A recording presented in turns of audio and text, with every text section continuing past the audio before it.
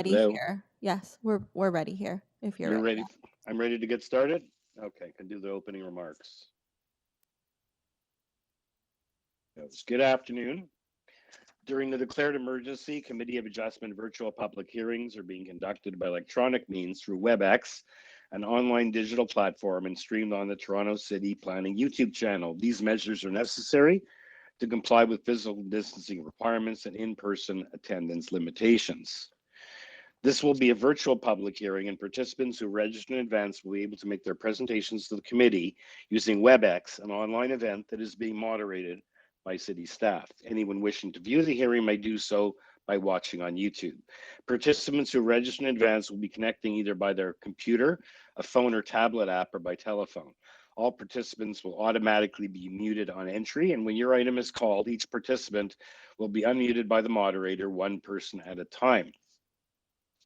Only the committee members will be participating by video. Panel members participating today are Donald Taylor, Stan Kumarak, Mishi McCluskey, and Sophia Ruddick, and I'm Michael Clark, and I'm the panel chair, and I'm also participating by video. All registered participants will be participating by audio only. We also ask that you mute your devices until you are called on to speak. Land acknowledgement. We acknowledge that the land we're meeting on is traditional territory of many nations, including the Mississaugas of the Credit, the Anishinaabe, the Chippewa, the Haudenosaunee, and the Wendat peoples, and is now home to many diverse First Nations, Inuit, and Métis peoples. We also acknowledge that Toronto is covered by Treaty 13 with the Mississaugas of the Credit. In accordance with sections 45 and 53 of the Planning Act 1990 as amended, this meeting of the Committee of Adjustment of the City of Toronto is called to order. The Committee of Adjustment considers applications for variances from the provisions of the zoning bylaws that apply to the property, permissions to extend or alter lawful non-conforming uses, and consents to sever properties to create new lots, and we have a couple of those before us this afternoon. Anyone in attendance today who wants to receive a copy of a decision of the committee on a particular item must submit a written request for a decision by email. Please ensure that you include your name, address, and email address, because Committee of Adjustment and in the event of an appeal, the TLAB will be sending notifications and appeal updates by email. If you do not agree with the decision of the committee rendered here today, decisions may be appealed to the Toronto Local Appeal Body, TLAB, or in some limited circumstances to the Local Planning Appeal Tribunal, LPAT. Appeal instructions are set out at the bottom of the decision of the committee. The hearing procedure will be as followed. Other than we're first going to deal with a couple of matters that are going to be automatically deferred, but other than that, I'll go in order. First item is item number 17, and we'll go in order on the agenda. When an application is uncontested, the applicant or agent may proceed with a presentation if desired. Where the committee does not require a presentation, applicants are to advise the chair should they wish to address the committee. The committee may ask questions and or take the committee the matter into the committee for a decision. Each speaker, including the applicant or agent, will be given a maximum of 5 minutes to address the committee, and I will comment when you're reaching the 5-minute mark. When addressing the committee, please start off by clearly stating your name and address for the record, and please remember to confine your remarks to the matters outlined in the application. The applicant or agent will proceed first in a contested application, will make a presentation to the committee of their application. Please note that the committee may not entertain revisions to proposals at the hearing today. The committee may decide to defer the application if being substantially revised in order to ensure that the application is both accurate and that all those entitled to notice of the application have been informed of the changes. Then individuals either in favor or opposed to the application with concerns will be entitled to speak and invited to speak in maximum 5 minutes. Committee members may ask questions of each speaker after they finish their presentations. And when all speakers have finished, the applicant or agent is given a further 5 minutes to rebut only those issues and answer those questions that have been raised by the neighbors. That will then mark the end of the discussion, and the application is then taken into committee for a decision. I realized I forgot to ask this morning. Is any panel or staff have any declarations of interest from the items in this afternoon's agenda? I assume there were none for this morning. So Ms. McCluskey? Mr. Chair, yeah, item 18, but I understand that that is being deferred, so. Yes. Okay. Okay, so if you're on the panel and it comes back, I guess, but at this point, looks like it's an automatic deferral. It's at the applicant's request. Okay. So we still need the nature of, because you wouldn't be able to participate in the motion. Yeah, the agent is a friend. Okay, thank you. Thank you. Okay. I assume there's no other declarations of interest to declare for the matters on this afternoon's agenda. I take it. Okay. So in that case, we can start with the first applicant. Oh, let's do it. We have a couple deal with the deferral matters so those people can get on with their days. The first item, which is an application for deferral at the applicant's request, is item number 18, 1480 Jane Street. This is for a new self-storage facility and a new restaurant with a drive-through. And this is a deferral being requested by the applicant. The applicant is David Lang, and we also have on the line someone from 23 SILVERCREST, either Leslie Horn or Diane McFarland. We won't be dealing with the merits, just with the issue of the deferral, which is more or less automatic and being requested. So let's hear from Mr. Lang. Hi, good afternoon. Can you hear me? He's the agent for 17. The deferral is for item 18. Oh, my mistake. Okay, so sorry, David, we'll get back to you in a while. I need to speak to the agent then for Nolan Moss, the agent for 18. My apologies. So 1480 Jane, request for deferral by the applicant. Only one speaker, the agent. Good afternoon, sir. Good afternoon. Good afternoon. Thank you for the opportunity to be here. Again, I'm just going to reiterate the request to defer in order to work through questions from staff and provide more information and details on the nature of the variances and technical matters. Beyond that, I am here to answer any questions that the committee may have.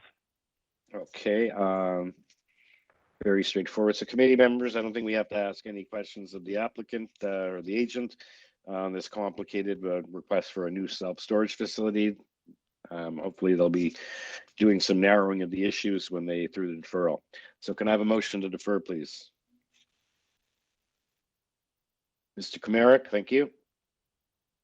Seconder for that. Ms. Reddick, thank you. All in favor?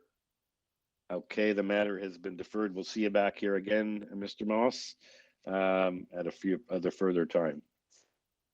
Okay, the next deferral is item number 20. 11 Bellman Avenue. There was an application for consent to sever the property into two residential lots requiring variances, so A, B, and C. And this applicant, we have a lot of people on the line for this matter. The agent is Sean Galbraith. We'll be hearing from him, as well as there's another list of 1, 2, 3. Sorry, Mr. Chair, that's item 21. Item 20 is 11 Bellman. Oh, okay. Again. Okay, yeah, we're not deferring 21. I hope I didn't get everyone all worried. So yes, the matter is item 2011 Bellman. And apparently on this matter, the consent notice is wrong. So the agent for this is Alex Savanu. Hi, Mr. Chair. Sorry, I don't believe anything is incorrect on our application, nor are we proposing to defer it. We are asking for a slight change of one of the variances, but nothing's incorrect in terms of our... Okay, I didn't have you on my list, but the Secretary Treasurer advised me just at the end of the lunch break that this matter is on the deferral list. Were you contacted by someone in our office to advise you that there was an issue? I was not. So if you look at the notice for the consent, it is entirely wrong. The frontage and the area as described of the properties, both conveyed and retained, do not match the draft R plan.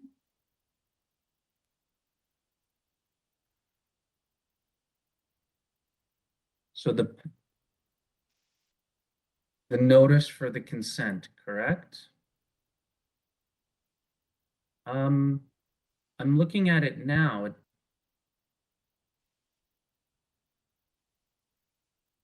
Okay, sorry, I'm just looking at it now. It says that the lot frontage will be 19.81 and the lot area will be 418.8. But if you look at the draft R plan. Yeah, well, that is not incorrect. That is Right, incorrect. so the notice is wrong. Okay, so I mean, the notice was sent out without without us having a chance to review it. I'm not sure what. Did you not get the notice in the mail? Excuse me? Did you not get the notice in the mail? We got the notice, correct? Yes, after it was sent out, it wasn't sent to us to review or anything. Oh, like okay. that. So Oh, we in don't any do that. event, you didn't notice it. They don't do that. And when you received it, human nature, you didn't review it, those numbers. So I guess there is no choice. There's no point of pointing fingers. It has to be deferred because there's improper notice. So we just can't deal with this. And I trust staff will try to get this on the next available hearing date, so that you're not inconvenienced, your client is not inconvenienced as much as possible by this issue, but it'll have to be recirculated, correct? Recirculated? No, I- resent I- out to the neighbors, more notice Oh, sent to the okay. public, and the notice. Okay, for well, the I mean, meeting. again, no one had reached out to me, so I mean, understood if that's what needs to happen. I'm not going to quibble about it. Sure, understood. Mhm. So then, someone from the committee will reach out to me because no one has at all, period, whether sending this out or to let me know it was incorrect before this meeting. So you just tell me what you want me to do, and I'm happy to accommodate. So can you reach out to Nicole Milrose? She's the application technician on file. And then you mentioned you're making a revision to a variance, so maybe you can incorporate that. No, right, because I see you have a negative planning report. They wanted us to refuse the application or lower the GFA from 0.64 to 0.59. I assume you've seen that report on the Yeah, file. and exactly. So, and okay, let's not it's- get into the merits, but I'm saying if you have to make some changes, that gives you the opportunity. And when you're ready, contact me, Nicole, and they'll put you on the next available agenda with whatever revisions you intend to make, or if none, just to get it out, correcting the lot frontage and the lot areas. Understood. Okay, so committee, I'm looking for a motion to defer.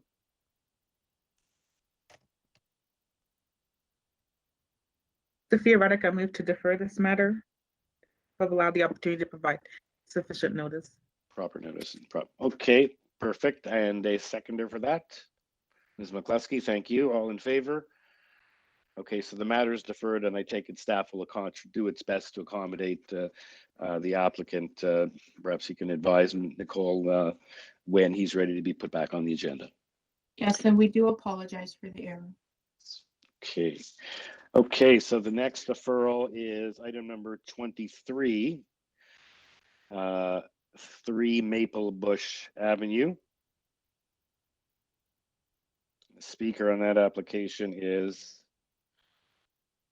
Ralph Gritani, and as well, we have a neighbor at 6 Maple Bush registered to speak on the merits at least. But this is a matter, planning number 4. Madam Secretary Treasurer, can you just summarize why this matter is being deferred? I believe the applicant's going to be asking for a deferral and to consult also with the counselor. The counselor's also asking for a deferral. Yes, I see that. So, because I see we have in the additional materials a memo about an automatic deferral, but that Ralph Gritani would still wish to address the committee. So, I think he's changed his mind since then. okay. Okay, so I guess we have to just, Mr. Gritani, are you there for the record? Yes, thank you, Mr. Chair, respected members. I am here today and respectfully request that the members consider our request for deferral. Staff has enlightened the members on the basis of our deferral, but I'm a firm believer in the good neighbor policy, and that's part and parcel of why I want to defer this. Secondly, we just have to clean up or iron out some of the creases as it relates to the variances that we've been discussing with planning staff and committee members. So with your support, we look forward to the next available meeting. Okay, so committee members can I have a motion to defer item number 23, A, B, and C. We have a Maplebush. neighbor on the line, I think. Oh, right. We have 6 Maplebush Avenue, Brian L.O. Shepherd. Yes, my name for the record is Brian L. Shepherd. Thank you for this time. It is news to me regarding the deferral, but it is certainly welcomed news. Just to not take up much of your valuable time given the deferral, there is very significant concern, and the feedback on file represents the views of the 5 of the closest households, including mine, to the proposed development. So we look forward to being good neighbors. We actually do have more than a tolerance. In fact, we are welcoming a single-family dwelling, which we thought was the case until we had learned. Yeah, we don't want to really get into the merits, sir. We're not going to really get into the merits for just on the issue of the deferral. Hopefully, there is a dialogue going between you and the neighbors and the agent. Yes. Okay, hopefully so there will hopefully, be, and we will look forward to information meetings as potentially as certainly as suggested by our councillor Francis Nunziata. So thank you very much, Mr. Chair. okay, thank you. Okay, members, we just need a motion to defer this matter. So moved. Thank you, Mr. Comeric, seconded by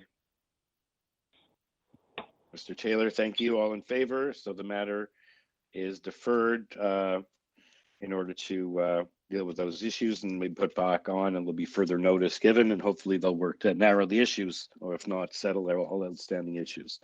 And the last deferral item on this afternoon's agenda is item number 24, 40 Stevenson Road.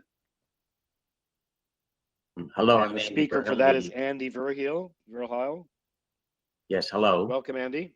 Thank you very much. Yes, we'd like to defer this application. Also, the planning department has suggested that we defer our application since the public notice was sent, which was sent out, was based on our previous scheme and not our current scheme. Okay. That'll give sufficient time for re-notification. So members, can I have a motion to defer, please? Mr. Taylor, thank you. Seconded by Mr. Comeric, thank you. All in favor? Okay, the matter is unanimously deferred. We'll see you back here again, sir. Great, thank you very much. Thank you. Okay, in which case we can go back to the top of this afternoon's agenda.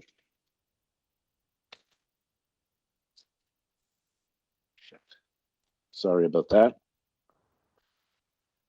And I guess the first item then we're going to hear is item number 17, 25 SILVERCREST Avenue.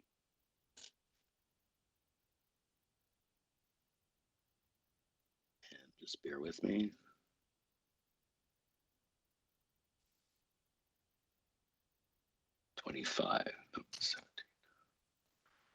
Okay.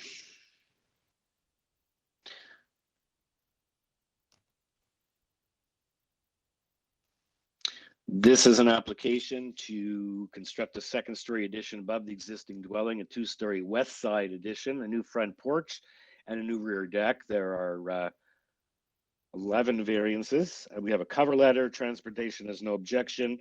We have forestry requesting a refusal. And we have 2 letters of support from 28 and 27 SILVERCREST. The speakers on this application are David Lang, the agent, as well as the a neighbor from 23 SILVERCREST. So is Mr. Lang there? Yeah, can you hear me okay? Yes, sir. Again, it's David Lang, 2100 Bloor Street West.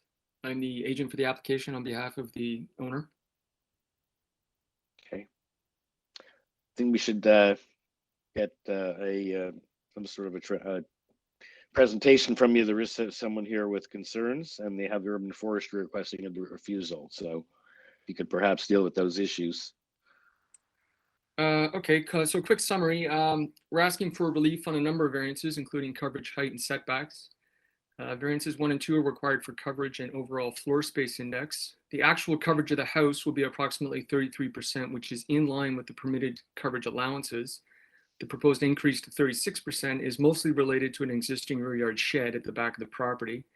The permitted floor space index of 0.4 restricts any development to approximately 2,000 square feet. The second floor addition over the allowable coverage is proposing a floor area of 2,700 square feet, which is 0.54 FSI. We feel that this is a reasonable sized home for the lot. Variances 3, 4, and 8 are related to the proposed setbacks. As you can see, there are sections of the second floor that are cantilevered over the first floor walls by approximately 18 inches. While there's plenty of room on the east side to accommodate the overhang, there's a notable restriction on the west side, mostly due to the limited available area. The proposed side yard setback on this side is 0.66 meters at the front right corner and angles back to 0.75 in the back right corner. We feel this was a reasonable setback to accommodate the construction, roof overhang, and integrated garage area. I should mention that we based our design work on some research into past decisions on the street. We discovered that there was an approval at 9 SILVERCREST in 2014 for a very similar project. However, that application was approved for both a side yard setback of 0.31 as well as a proposed parking width of 2.74 meters. We are proposing a more generous setback of 0.66. And at the same time, we're proposing to rebuild the part of the existing basement in order to accommodate a fully legal parking spot within the garage area. Variances 5, 6, and 7 are required for height. Part of the proposal is to rebuild the existing first floor due to a very low basement ceiling height. However, the overall building height is being pushed up in the process. We feel that the new floor heights are modestly designed and will create a minor increase beyond what is permitted. Variances 9 and 10 are related to some design features on the front elevation. The owner's design concept for this asked for a second floor balcony, which we feel is a decent size to accommodate a small sitting area. At the same time, the front porch will be rebuilt as a wider feature since the front facade is now wider than the existing condition. The porch steps have been designed proportionally. Variance 11, as you mentioned, is a request to increase the permitted driveway width. We understand that the Transportation Works Department has reviewed and the proposal has no objection. I saw the report from the Forestry Department about the tree in the front yard. I emailed them to ask them what specifically the concern was. It seemed quite far away from the porch. And they just referred me back to the report asking me to forward a decision from the committee. So I wasn't sure how to comment on that. Again, you can see on the survey that the tree that they're asking about is actually fairly far forward on the city side, and we weren't sure what kind of impact it would have on the property. Lastly, I'd like to confirm that we did speak with the planning department several weeks ago about our proposal, and there was some request to make some very minor adjustments, which we did. The plan we're presenting today has been updated to address the concerns, and we're not aware of any further comments from them. Otherwise, you mentioned there are also 2 letters of support. I believe the owners have been speaking to many of the neighbors in the area. Otherwise, we feel the required variances are minor nature and the proposed work is appropriate development for the property. Your consideration for approval would be greatly appreciated. Thank you. Okay, thank you, Mr. Lang. Any questions for Mr. Lang at this point, or we'll hear from the neighbor at 23? Okay, the neighbor at 23 is either Les Horn or Diane McFarland. So who's speaking?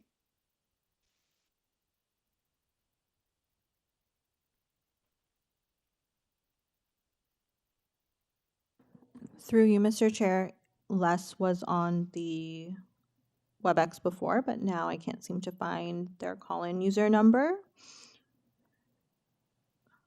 Should we perhaps go on hold this in abeyance while you try to reach them? I think they've joined on WebEx.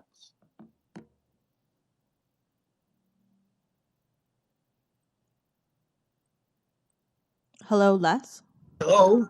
Okay, great. Hello? Yes, great. Can you hear me now? Yes. Okay. Yes, we can. My apologies with you controlling the mute. I was trying to talk, but anyway, my apologies. I don't want to waste too much time. Okay. I guess the main concern that I have, and it's probably can be addressed quite quickly, is the 25 SILVERCREST has a pool in their backyard. I too have a pool in my backyard. There's compliance and bylaws and regulations about what you need to do if you have a pool in your backyard. I just need to make sure that nothing that's going to be done is going to impact that on my side. And if it does, is the applicant responsible for that? Am I responsible? Like, I don't even know how I would find out if they did something that inadvertently impacted my compliance.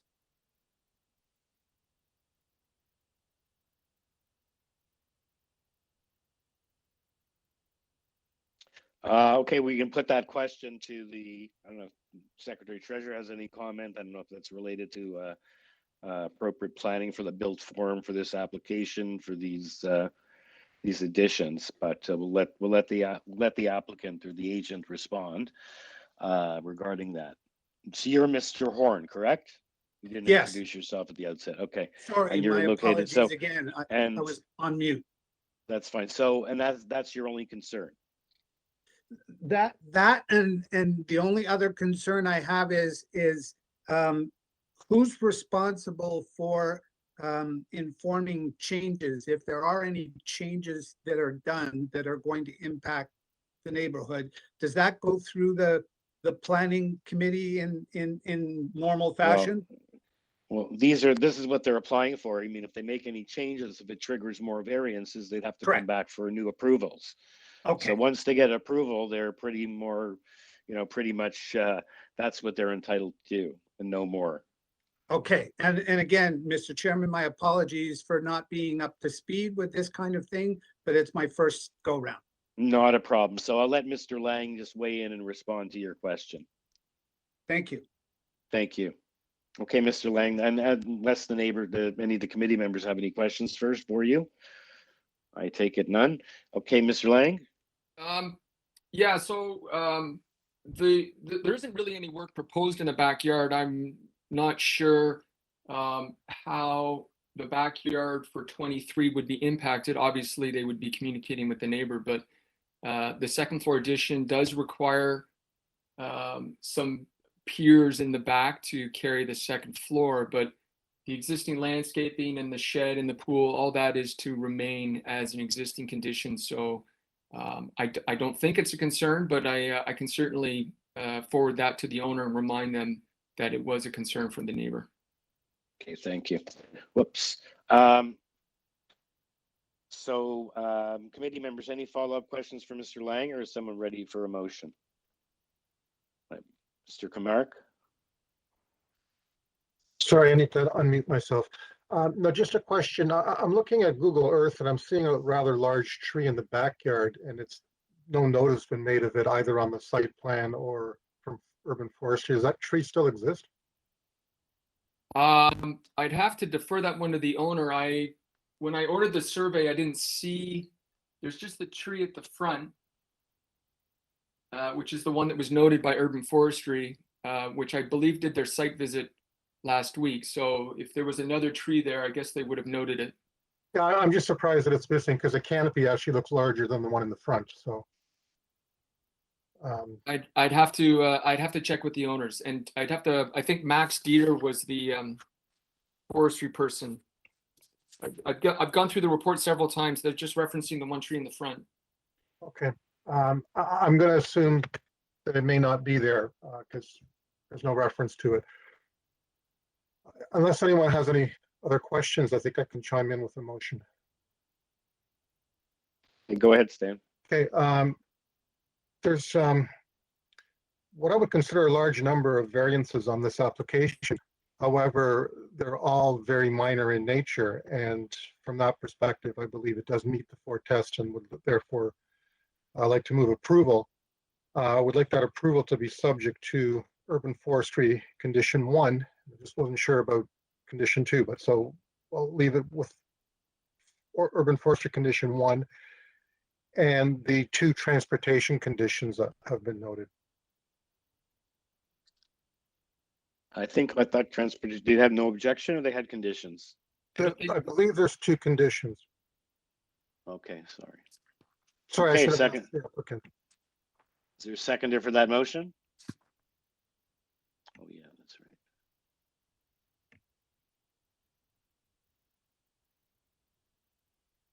Just looking, that's on 17. I see there was one on 18. Yes, there are two conditions. Okay, thank you. Okay, so we have a seconder for Mr. Comeric's motion. Mr. Taylor, thank you. All in favor? Okay, a unanimous approval. Thank you, sir. Thank you very much. Okay, our next application is item number 19, 1 Thorndale Avenue. It's to construct a new front porch. There's one variance. There was a previous decision back in October 2008, and we have nothing else before us. The speaker on this application is Jay Smith, agent for the applicant. Welcome, Mr. Smith. Thank you, Mr. Chair. Jay Smith, agent for 1 Thorndale Avenue. Okay, very straightforward. I don't think we need a presentation. Is there anything you'd like to advise committee members of before I see if they have any questions? No, thank you, Mr. Chair. Okay. There's no conditions. Urban forestry has a condition number 1, I see. Committee members, any questions for the agent on this application? And if no questions, is anyone ready to weigh in with a motion? Mr. Chair, Misha here. I'll move to approve the application. Consider it meets the 4 tests. Subject to condition, was it urban forestry condition number 1? Forestry. Yeah. Okay. Okay, thank you. Seconder for that motion? Ms. Reddick, thank you. All in favor?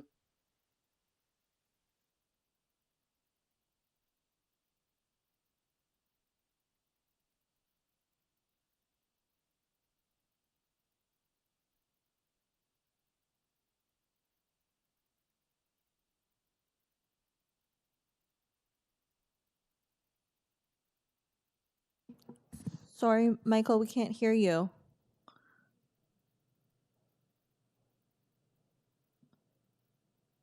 Mr. Chair?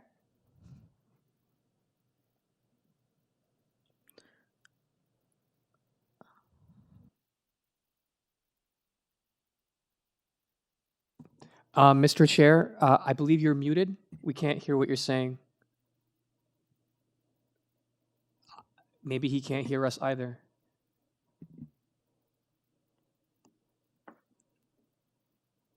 Yeah. Talk to Barb. Hello, Barb, can you hear us?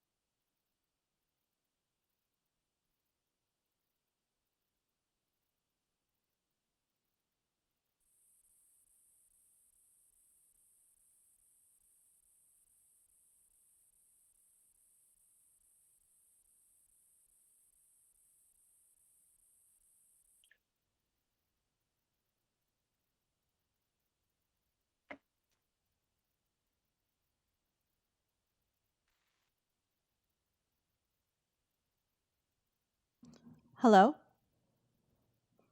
Are you able to hear us now? Yes, Ange. Okay, thank you. Okay, so we're just going to try to get our chair back. We said we'd be back at 2. So that's when we'll resume. Thank you.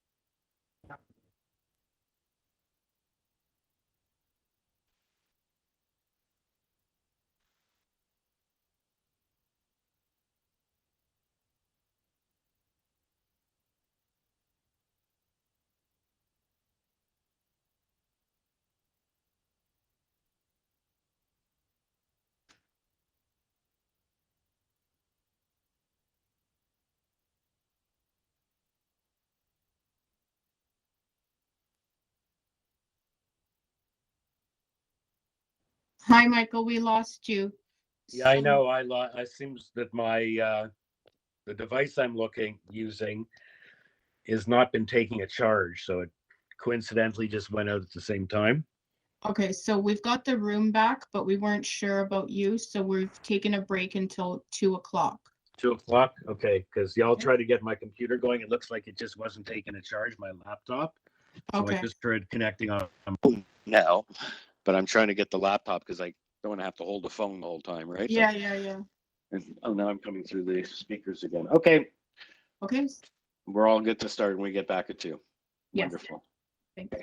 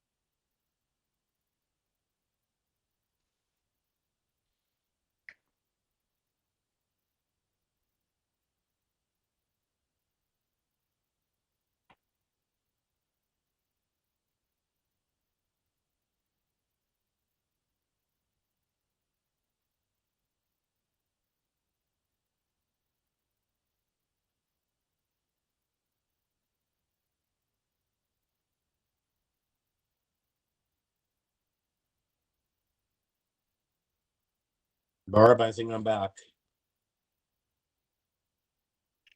Okay, great. We're just waiting for the other members.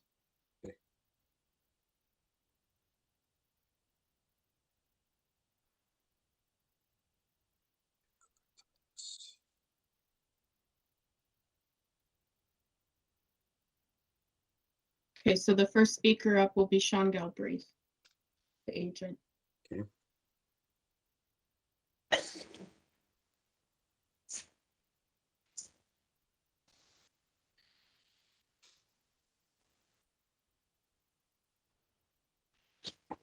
Okay, we're going to hear from Sean first, and then hear from, I guess, the neighbors. I don't assume everyone wants to speak. This is one of our largest participant lists, but we'll certainly be patient. Everyone's opinions are important.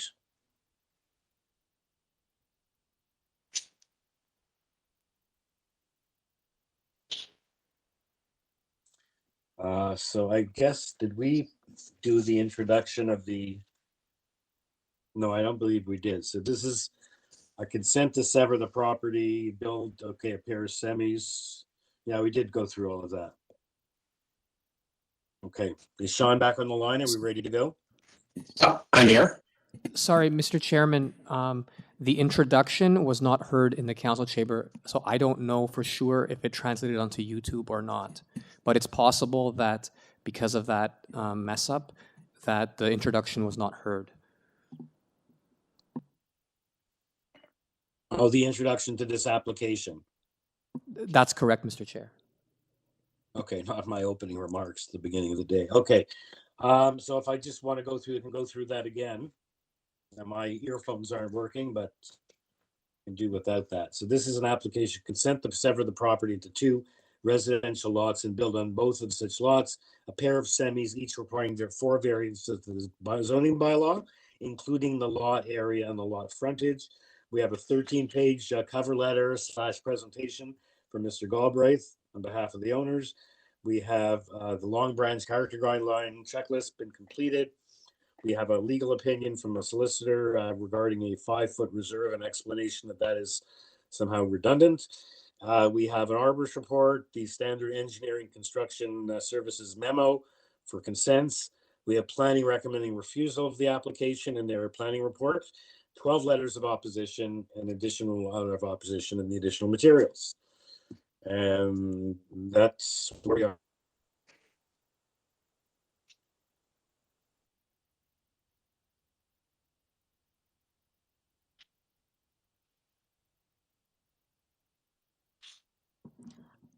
Sorry, I think we lost the chair.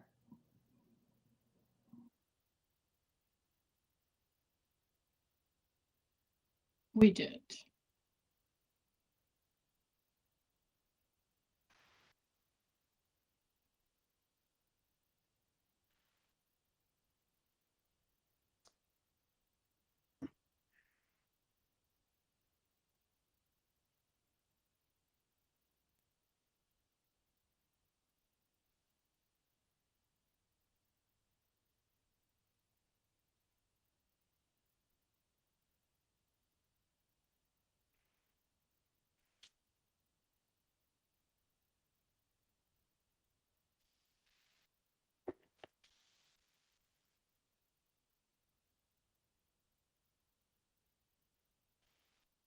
Sorry, I'm back.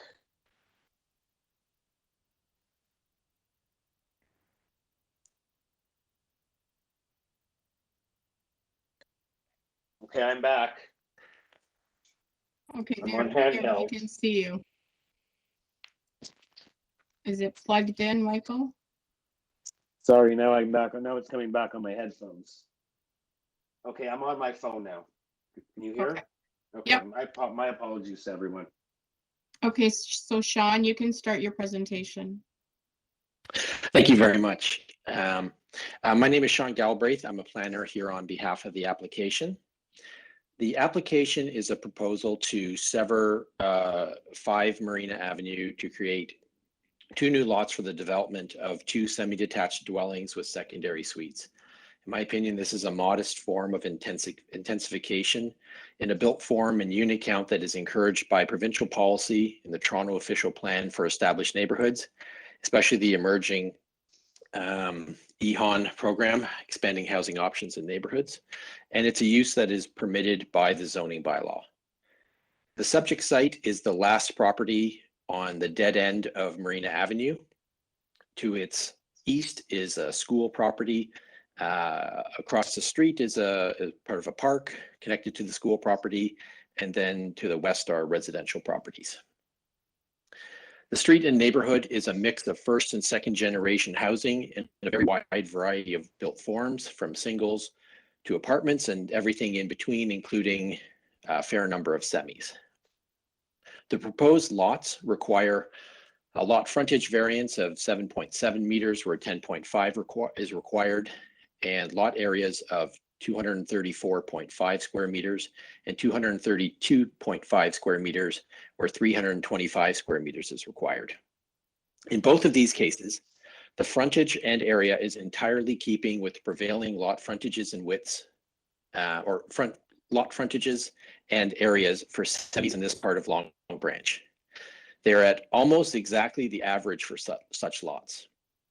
And in fact, if the zoning bylaw standards were to be rigidly enforced, virtually no semis could be constructed in the neighborhood at all, other than on the small number of very large lots that already contain apartment buildings, resulting in a net loss of units. There are 0 properties in this area that are developed with semis of any era that comply with the zoning bylaws lot frontage requirements, and only 4 lots that comply with the lot area requirements. The zoning bylaw simply has no relationship to how semis have historically, or in more recent times, been developed in this part of Long Branch.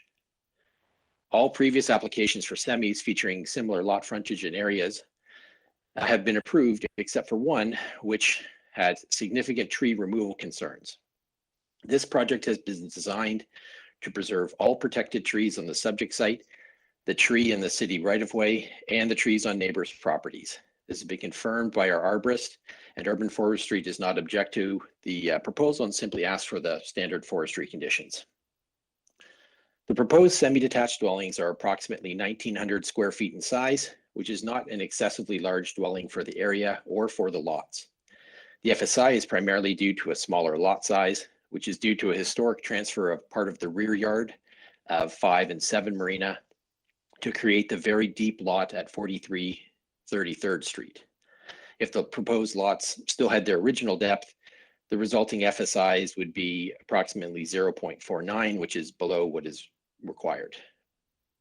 And I note that the proposed height of 9.21 is well below the permitted 11 meters, which reduces the appearance of massing of the proposed buildings. The proposed semi-detached dwellings meet or exceed all setback and landscape requirements from the zoning bylaw, indicating that the footprint of the building is as intended by the zoning bylaw. A 2-story building above a legally existing footprint is not reflective of an overbuild of the property.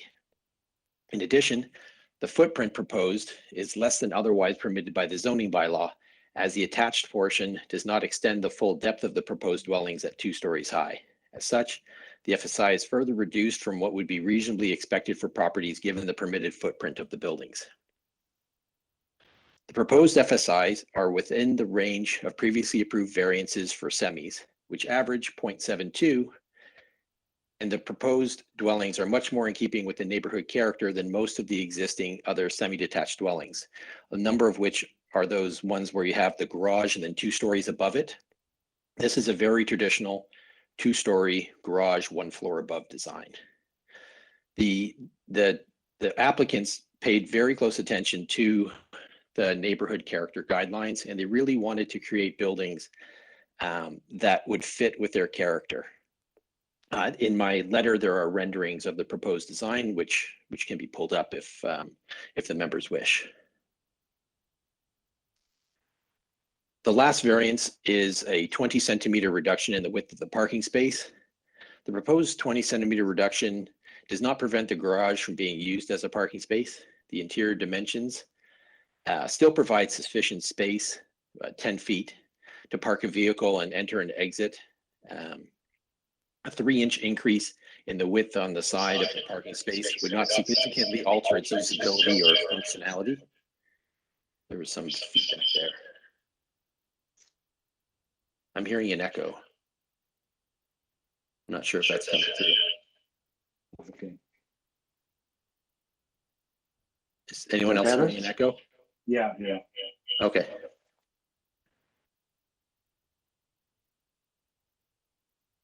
Should I continue? Yes.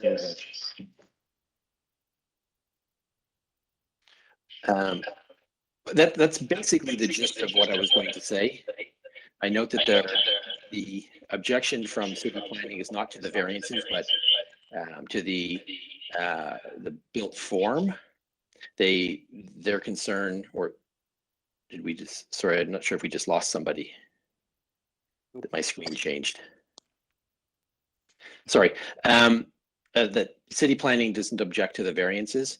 They didn't like that it's not a very traditional semi, but I note that there's no more one way to build a semi than there is one way to design an apartment building or one way to design a house, a single detached house. This meets the definition of a semi under the building code and under the zoning bylaw, and as such is a semi. That's the bulk of my presentation. I'm happy to respond to any comments that the neighbors or the residents or that yourselves have. But in my opinion, the proposed consent meets the requirements for lot divisions under the Planning Act, and the variances meet the 4 tests. Thank you. Thank you, Mr. Galbraith, and sorry everyone for that. I was trying to toggle between my laptop and my phone. Hopefully that's been resolved. Okay, and I pay We attention. just can't see you, Michael. Sorry? We can't see you.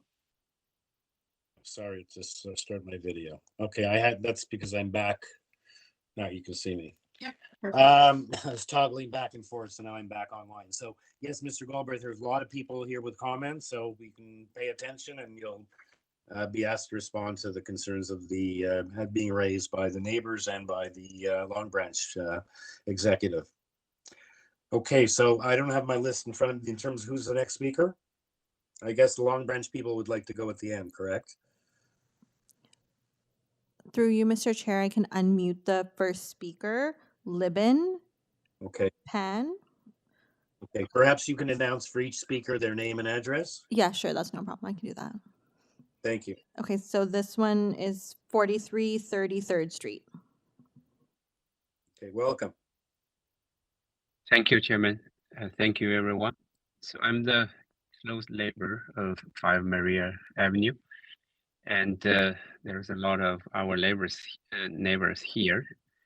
And as of what I written in my letter, the main objection is seems like the representative of the developers have some different laws of what we're reading, and we're consider those variants are not minor. And beside of that is as I said in my objection later, the tree on the backyard of their left side property will kind of mostly will be covered by the red oak tree in my backyard. So that make it less desirable. And there is another disagreement with the 5-foot reservation, which is there is a 5-foot in the 5 Maria property, which was reserved for the junior high school property. And the lawyer's objection was because the 5 feet is too short for any vehicle. I can't really find the original law about that 5-foot reserve, but from our personal opinion, this 5-foot probably will be more valuable for any repairing, maintenance, or replacement work for the fence. beyond that, I probably will just yell my time and let my neighbors to speak. Thank you. Thank you, committee. Thank you, Chairman. Thank you. Okay, the next speaker will be Josie Quinneyville at 48 33rd Street. Okay, so if someone keeping track of the clock, because I can't keep track of it right now, so if someone else can please do that. Yes, we have the clock Thank here. you. Perfect. Thank you, Mr. Chairman and committee. I live at 4833rd, as mentioned. We have an issue with parking in this area. This proposed development is near a schooling zone where there's no parking allowed on the north-south side of Marina, where this development will be. According to the latest survey that I could find, Canadian survey of vehicles per household in Ontario, it is about 1.5 vehicles per household that they found. We're looking at 4 households, meaning an average of 6 cars.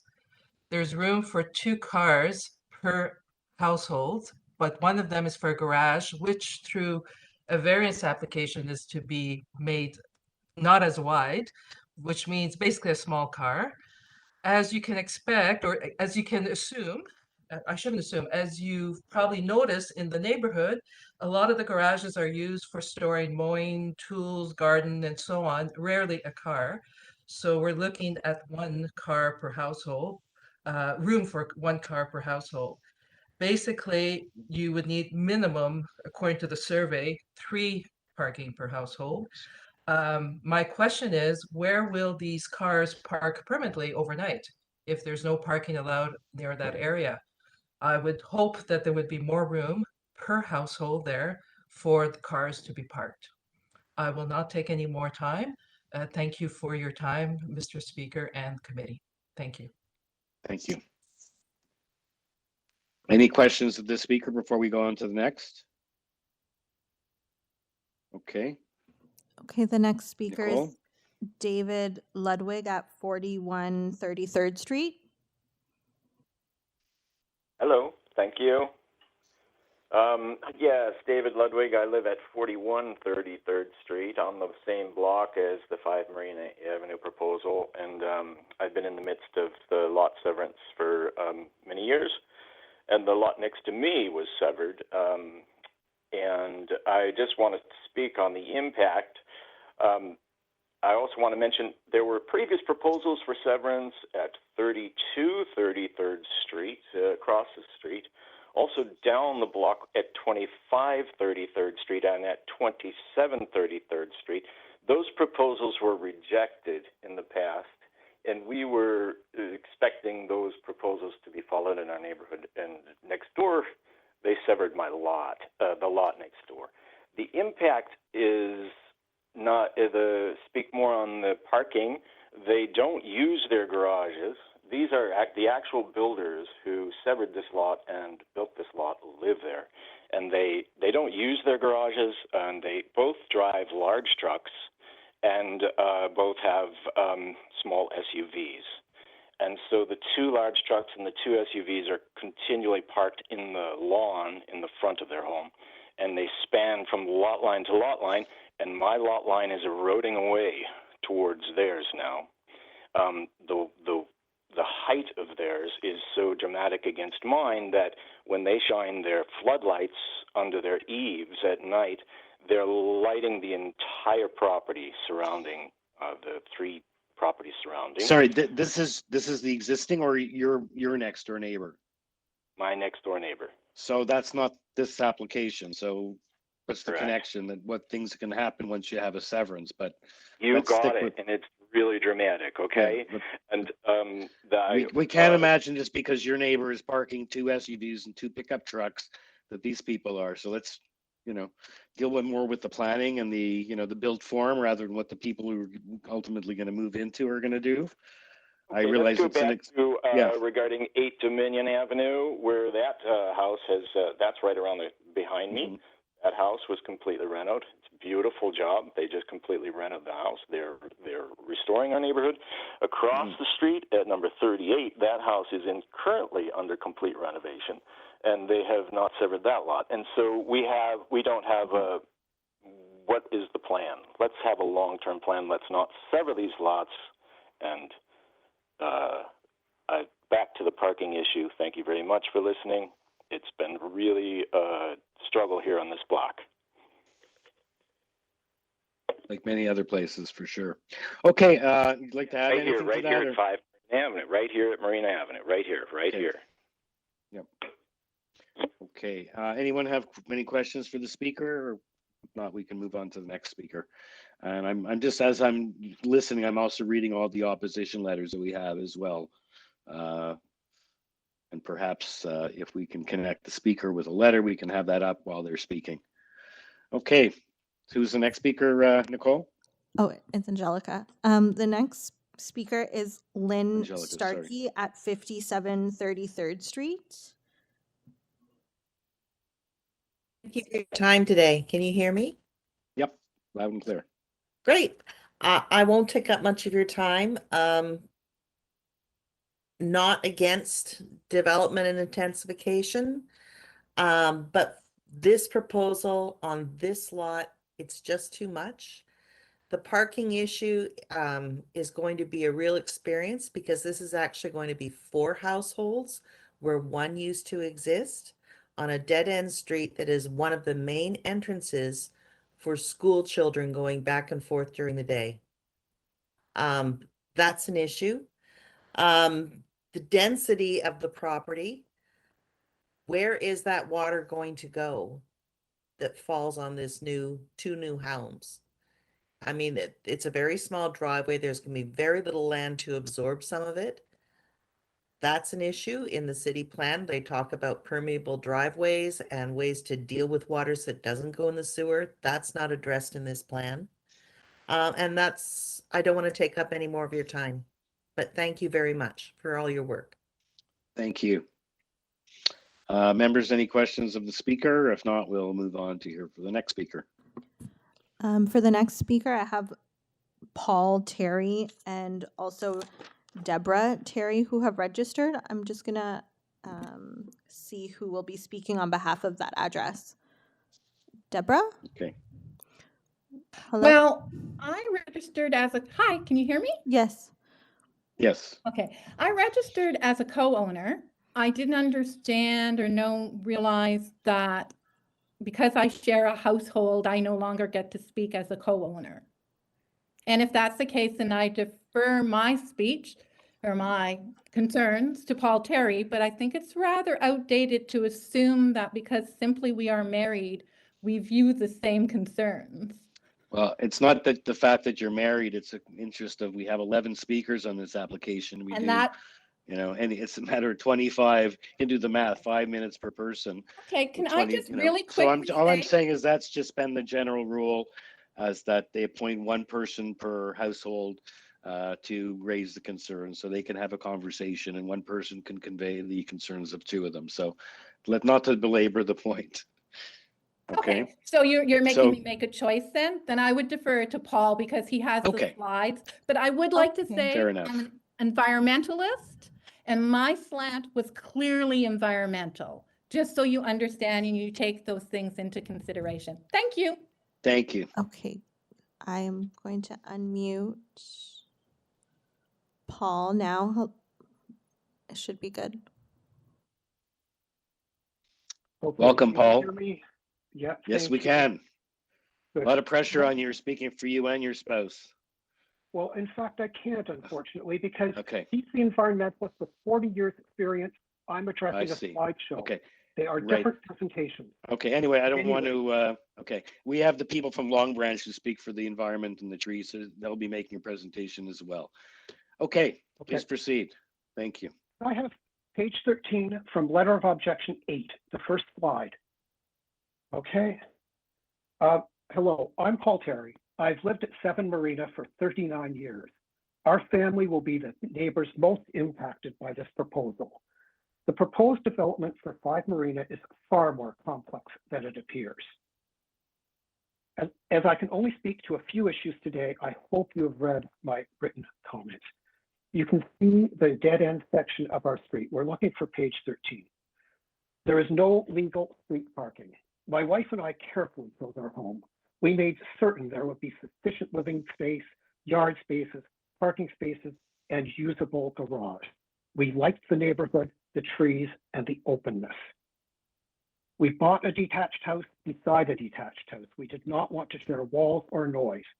Marina serves as the western entrance to James F. Bell School. There's a walking entrance and a normally closed truck and emergency gate at the end of the street. It's busy during school drop-off and pickup times. It gets more congested on garbage days and when there are snowbanks. We please get to page 14. Our home is the red brick one. Number 5 is the White House at the far end. In character with the neighborhood, the two houses are separated by a 4.5-meter wide driveway. The proposed distance between the houses decreases by 66% to just 1.5 meters. The proposed apartment entrance is adjacent to our kitchen window. This is very undesirable. The next page, page 15, is a rendering showing the realistic perspective of the increased mass, increased height, and decreased spacing of the proposed homes. This is not in character for the neighborhood and is not a desirable change. 5 Marina was bought by 2 investor developer owners in the summer of 2020. The owners bought a small house with a small lot, and the instant it hit the market. Neither owner lives there nor understands the character of the neighborhood. The lot is too narrow to split without variances. Any resulting split lots will subsequently be too narrow with too little lot area to build upon without further variances. The oversized buildings proposed would never fit the neighborhood character. One detached house will fit the neighborhood character, the lot, and all existing applicable zoning, and it can still be profitable. The investor developer wants to utilize a series of pyramiding, sleight of hand loopholes contrary to the intent, and then compound 6 to 8 variances solely to maximize their return on investment. Any investor developer should not get the advantages of major variances for their benefit to the detriment of the quiet enjoyment of our home and neighborhood. I'm really trying to get to the slides. It's slide 4 or page 16 of the presentation. The proposed lot widths and areas are out of character for Long Branch and Marina. Yeah, we're getting closer. Okay, that's where we should be. Next one was fine, leave it there. The only similar lots on Marina are 2 blocks west and are simply not accurate comparisons. Those lots are deeper, provide parking for 8 cars, and back onto commercial. On the slide you see in front of you, there are 5 cars on the upper left. All of those cars are associated with number 5. 3 are parked illegally, 1 is on a lawn. There are 3 additional vehicles in the driveway. Multiple neighbors have made numerous calls for police and bylaw enforcement. Number 5, as owned and operated by the applicants, is not working with 1 house and 2 units. 2 houses with 4 units and less parking cannot work well. The applicant's technical drawing of a car in each garage is laughable. It shows that car doors cannot be opened properly.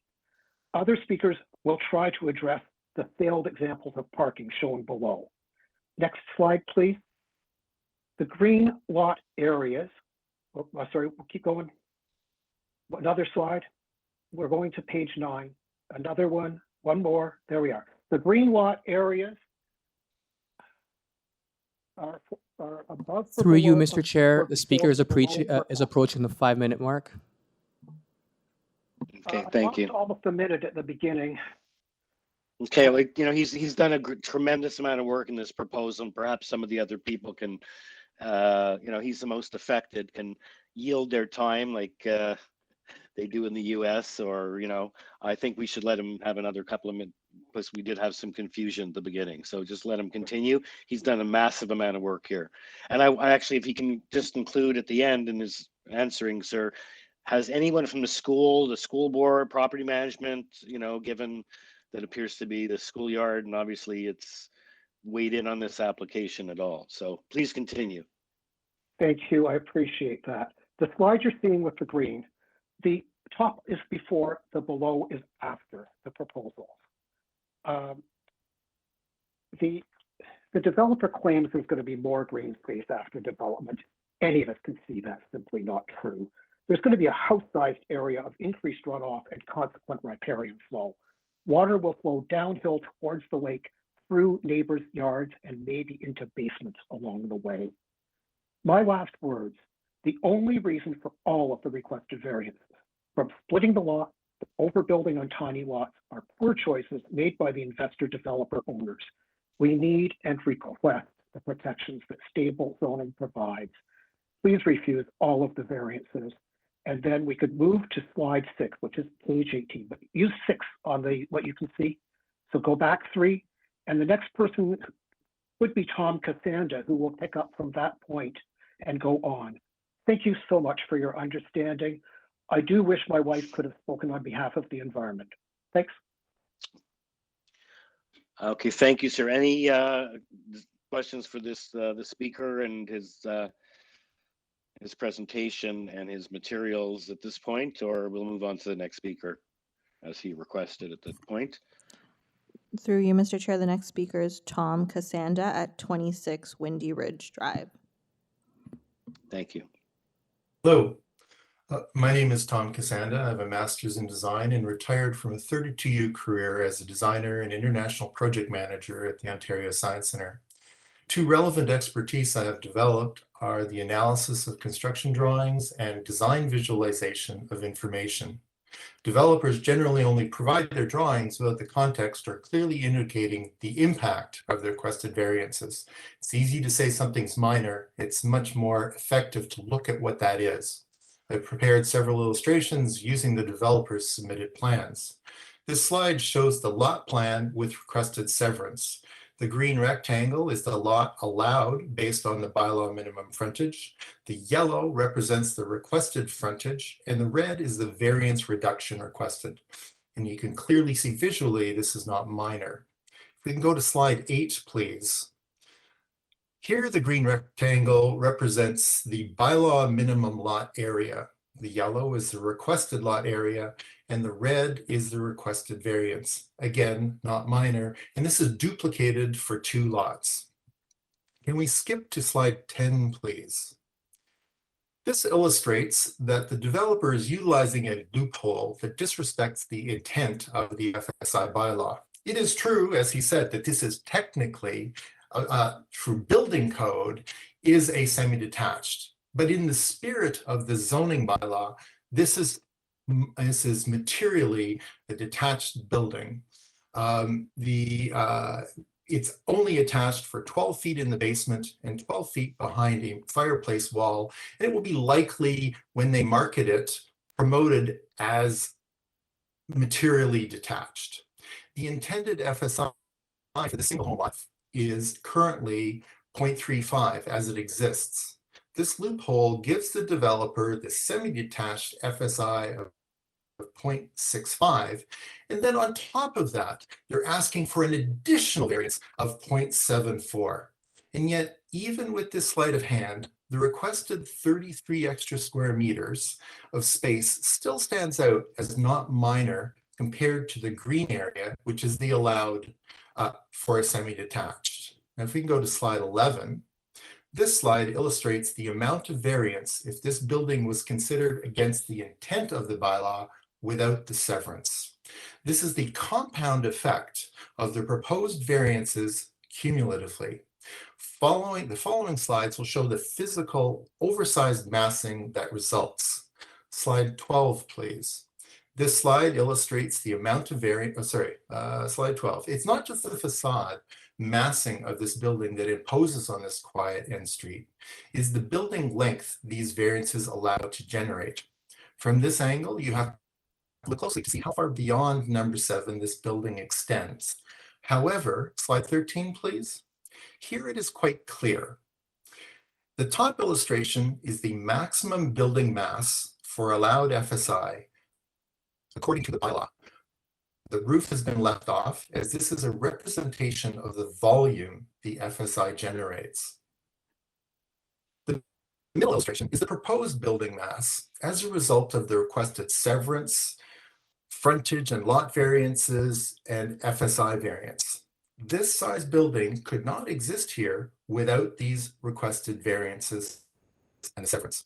Finally, the bottom illustration shows the proposed massing overlaid by what is allowed. The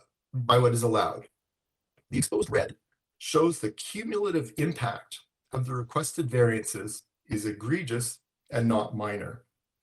If we can finally look at slide 14, here we see similar information presented in side elevation.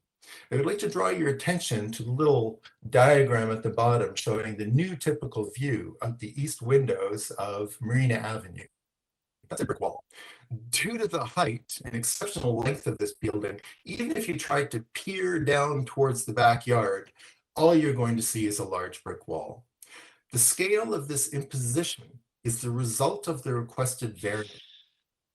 Desirability is one of the 4 tests, and this is clearly not desirable for the existing neighbor, the particular dead-end street next to a school where no parking is allowed, and the community as a whole. It does not meet that test. Furthermore, these variances are demonstrably not minor. They do not pass that test either, and therefore they must be refused. I would be happy to answer any questions you have about the nature of the illustrations or anything else. Thank you very much. Thank you. Does anyone have any questions for the speaker? And if not, we'll move on to the next speaker. Angelica? The next speaker is And if Judy you, Gibson from LBNA. okay. Perhaps we can get their letter up on the board. Yes, Mr. Choles was going to go first, but if you prefer me to go first, I can. It's your call, Mr. Chair. I really, whatever you would prefer. I guess you're the last 2 speakers at this point, Angelica, because I don't have the list open in front of me. Yes, they are the last 2 speakers. Okay, so let's hear from Andy if you prefer, and then you'll go last. Okay. So Mr. Choles? Good afternoon. My name is Andy Choles. I live at 12 Jasmine Avenue, and I'm a board member of the LBNA. I'll be referring to a letter of objection from Christine Mercado of the LBNA. In the files, it was the second letter of objection on page 2, 3.51 megabytes in size. Letter of objection. The LBNA is opposed to the severing of this property and the building into 2 semi-detached homes on the property. In a nutshell, the property is presently a little undersized for a detached home and much too small for the proposed 2 semi-detached that they want to build. The letter of objection, starting on page 5, there are a series of maps showing relevant lot statistics for the area. On each map, the immediate context is outlined as defined by the official plan 4.1.5. On page 5, titled Lot Frontage, the lots with frontage of 12 meters or more shown in green, the prevalent frontage for the area. 5 Marina has a frontage that has this frontage, but is shown on page 6 as deficient in area for a home. All lots on Marina Avenue predate the Etobicoke bylaw. Again, the prevalent size of this area is 325 meters squared or more. 5 Marina is 234.5 meters squared. Page 7, FSI is shown at 0.35 or lower is the predominant for the area. There's only 1 townhouse that measures greater than 0.6, and there are no semis in the immediate area. The prevalent home in the broader neighborhood is single detached, with only 14 semi-detached houses in the area, not a significant number. The proposed build of a semi-detached home on a 7.7 meter wide lot with an FSI of 0.74 simply doesn't fit with the prevalent housing style and certainly is not consistent with the size and configuration of lots, heights, massing, scale, density, and dwelling types of nearby residential properties. The 7.7 meter lot frontage for the east lot includes a 1.54 meter reserved right-of-way that is really not part of the property. Without this small piece of land, there would be problems with the side yard setback. Of course, the 4.5 foot space between the 2 homes of the semi could possibly reduce that issue. The space seems to serve no purpose other than to make these 2 semis look like 2 fully detached homes. This space will only accumulate garbage, leaves, and snow. On page 8 of the letter, we have some pictures showing the parking conditions. on Marina, and it illustrates the lack of space for too many cars at present. Building more units on a severed lot will only create many more problems. Presently, there are 5 vehicles crowded onto the lot. At present, the 40-foot driveway or the 12-meter driveway is not sufficient, and a vehicle is parked on the front lawn. The proposed home, each of the proposed homes have a much shorter driveway. There is no street permit parking on Marina Avenue. This is a dead end. The site of an exit for James S. Bell School. The snow plows pile up snow at the end of the road of the street. This is not a location for semi-detached homes crowded onto a lot with the potential of each of those homes to also include a basement apartment. There are some semis in the area outside the immediate area of the context on page 9, titled Lessons Learned. Number 3739 33rd Street. This is a severed lot approved by the OMB, and prior to being subject to the Long Branch character guidelines. These are your typical soldier homes, integrated garage with 2 floors above, very much taller than neighbors, including a semi, on one side, built many years earlier. The all-important garage, as we're always told by builders, that has to be there, appears not to be used. Driveways for these homes are increased in width to accommodate the many vehicles. A summer picture of this property shows the grass was covered with gravel right to the lot line to allow for the wider driveway. Of course, this reduces plantable space. And further concerns about trees, I would leave to my colleague Judy Gibson. The LBNA has concern. This proposed build is not appropriate to the neighborhood in lot, area, floor space, or type of home. The LBNA is concerned about the overcrowding lots and destruction of trees that are usually result. We stand with the planning report as referenced in Councillor Mark Grimes and would hope that the committee would reject this application. Thank you very much. Thank you, Mr. Choles. Any questions for Mr. Choles before we hear from Ms. Gibson? Okay, Ms. Gibson, the floor is yours. Perhaps we can get that letter up on the board. Yes, thank you, Mr. Chair. If I could please get that letter up that was initially up. There we are. Thank you so much. Just on page 1. Thank you. So my name is Judy Gibson. I'm the Vice Chair of the Long Branch Neighborhood Association, and I also chair the Tree Canopy Preservation and Enhancement Committee. Thank you for listening to us today. So as Mr. Choles already said, we object, and the residents, we object to this application. Planning Department is recommending refusal. Our counselor has also recommended refusal. We object also to this application being termed as a semi-detached when the majority of the houses are completely detached. And in the planning report, in addition to the comments that people have already raised, I just wanted to raise the point about planning's concern about the void being a potential safety issue and a maintenance issue, which we share that concern as well. So I'll be speaking about the trees. I don't know if you can make the diagram any bigger, please. But first of all, there's a protected city tree in front that is shown in front of the house, to the proposed house to the left, and it has a tree protection zone around it. However, what's not shown on this diagram and what the applicant has not addressed is in front of the house to the right in the driveway, there is actually a utility pole currently. And that utility pole is not shown in this diagram, nor is it shown by the applicant as to where that utility pole will be moved. The engineering memo that went, that's dated February 9th, addresses a number of concerns, one of which is that utility pole that needs to be relocated, and it needs to be relocated to a minimum of 1 meter away from the edge of the driveway. Our concern is that utility pole would now become in conflict with the tree, and the applicant has not addressed where it's going to go and how that conflict will be addressed and how that tree will be protected. So we're quite concerned about what's going to happen with that, which the applicant has not addressed. If you go to the next page, we're also concerned about the protected trees in the rear. So there's protected trees in the rear. The applicant's diagram on the right for the tree protection plan actually is a tree protection plan for the existing property. They haven't put in a tree protection plan showing where the new proposed buildings would be. So we don't know if there's going to be a conflict because they have not provided that information. Also to the left, there's trees that are in the neighbor's backyard that are not included in the arborist report. I've been in the backyard. If you go to the next page, they'll show a picture of the trees.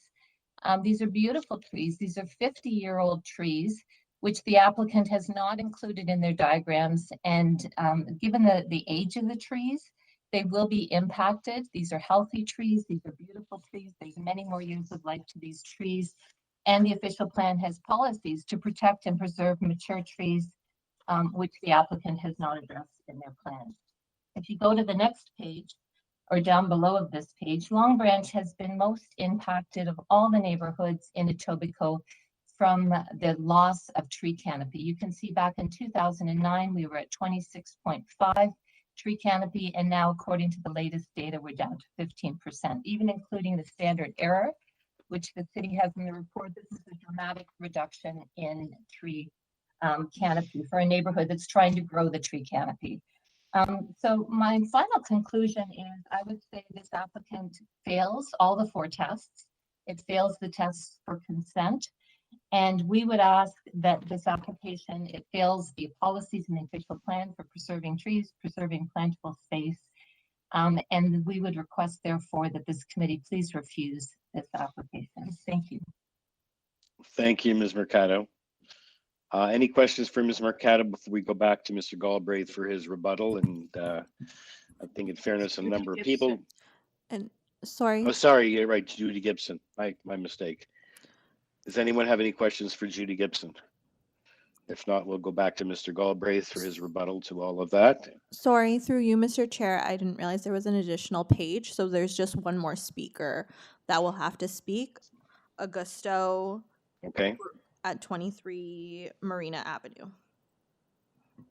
Okay. Hi.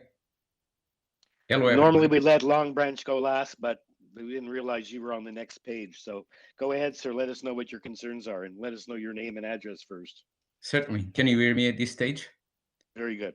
Thank you very much. I was very concerned with that because initially I missed the timing for submissions in writing, and I certainly didn't want to miss the opportunity to speak here.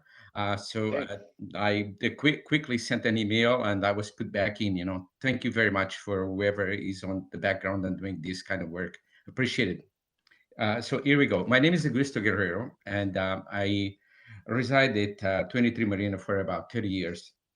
I believe that my neighbors have already addressed most of my concerns, and I want to be respectful of the time, so I'll briefly summarize my concerns since I missed the deadline to submit this in writing. I feel that the variances and the setbacks are measure in nature and far away from minor, and so therefore I cannot agree with this proposal. Parking also will be an issue for sure, based on the number of units proposed and the fact that the area is next to a school entrance, and it's a designated non-parking area on both sides of the street. That area usually is used for the drop-off and pick-up of children, and it will become a safety issue as well, I believe. This development does not benefit the community in any way whatsoever. It will, in fact, negatively impact our well-being by the number of cars and congestion that it will bring into the area forever. The only person that actually will stand to benefit from this project is the developer, who will profit financially and will not be residing in this address, leaving us folks in the neighborhood to deal with all these issues. So I'm appealing to this committee, who has the power to prevent this development from going ahead, to not approve this application. Thank you, committee. Thank you, Mr. Chairman, for your time. Thank you. Thank you, sir. Anyone have any questions for the speaker? And if not, if we have no other speakers, we'll go back to Mr. Galbraith to respond to the concerns that have been raised.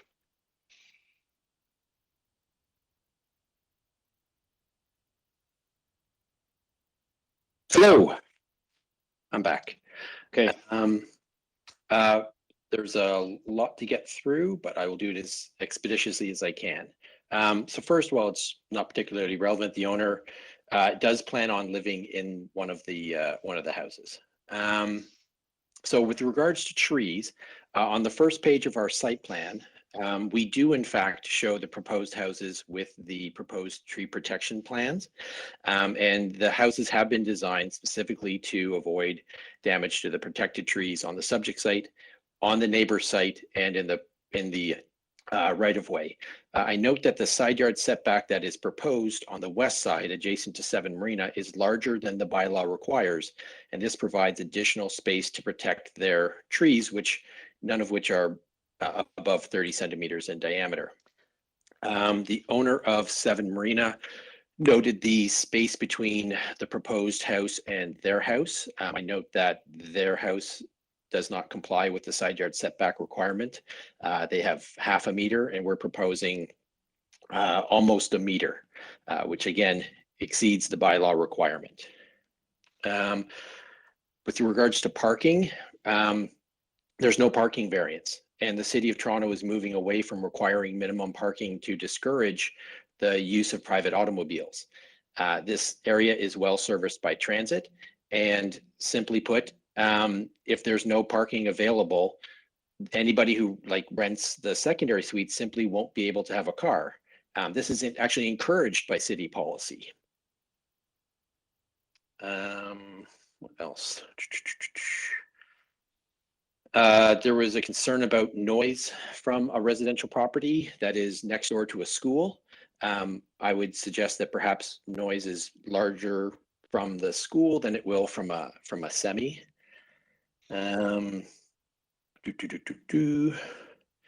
Some of the drawings from the gentleman on 26 Windy Ridge, which is in North York, I think, frankly, were inaccurate. I'm not really sure how much time to spend on that, but just simply didn't represent the bylaw correctly.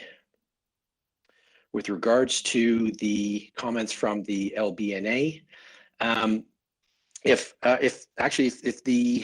the opposition letter 12 could be brought up, I think it's actually illustrative of the point that I was making. The lot frontage graphic. That one. If you note all those red ones, most of those red ones are semi-detached properties. A notable exception is the property to the south of ours that fronts on Dominion. It was the same width, and it was split into two to do 2 detached houses. But most of those other red ones that they claim are deficient are developed with semi-detached. This is the prevailing law pattern for semi-detached houses in the neighborhood. The proposed frontage, and the same as if we went to the area map, the same condition is it's the same for the proposed lot area. For semis, this is what you get in this neighborhood, and if you don't do this, frankly, you won't have any semis in this neighborhood because none of these comply. Again, trees. There was a question about the utility pole. We are moving a utility pole, and that's a light pole. We've talked to Toronto Hydro, and they have no problem with us relocating the pole. There's sufficient width in the front of the property to not impact the street tree. The street tree is not going anywhere, and in any event would be subject to the urban forestry condition for permits. And urban forestry doesn't object to the proposed plans. I think.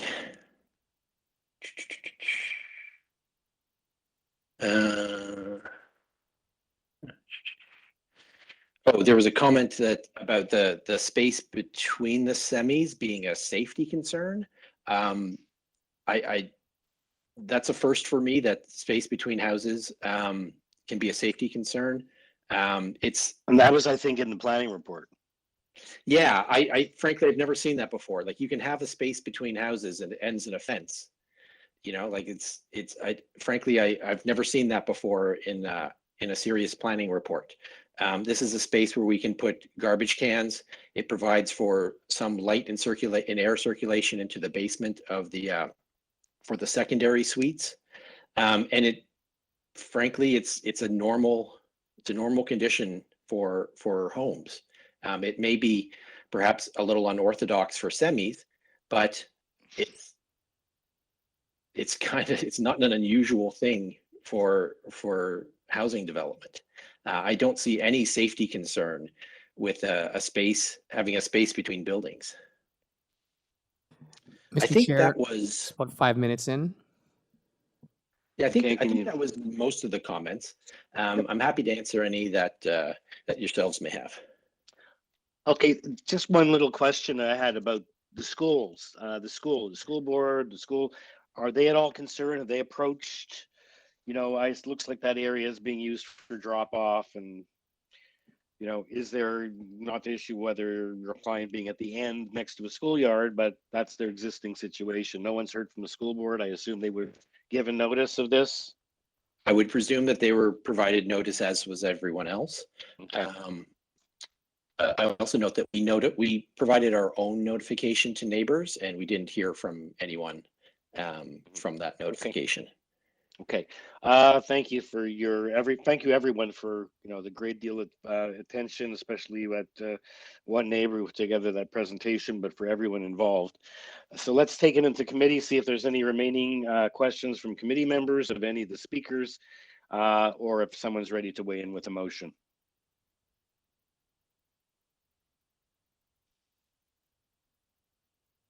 Mr. Taylor. Yeah, Mr. Chair, I have a question of the agent with respect to the 5-foot easement. The building on part 1 is partially built on that 5-foot easement, correct? That's correct.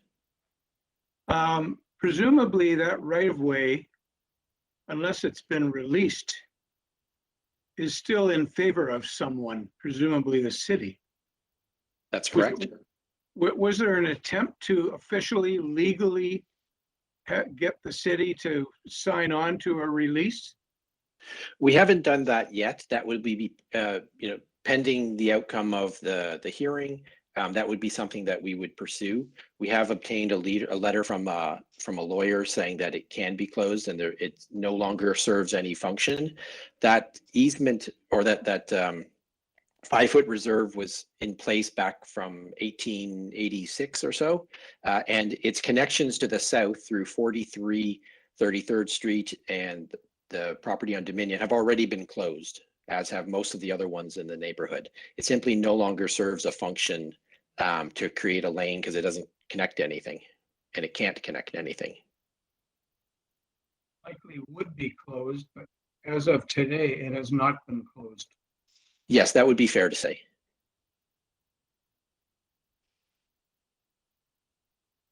In the event that the city doesn't agree to close it, obviously our building would have to change. It would be a little bit narrower.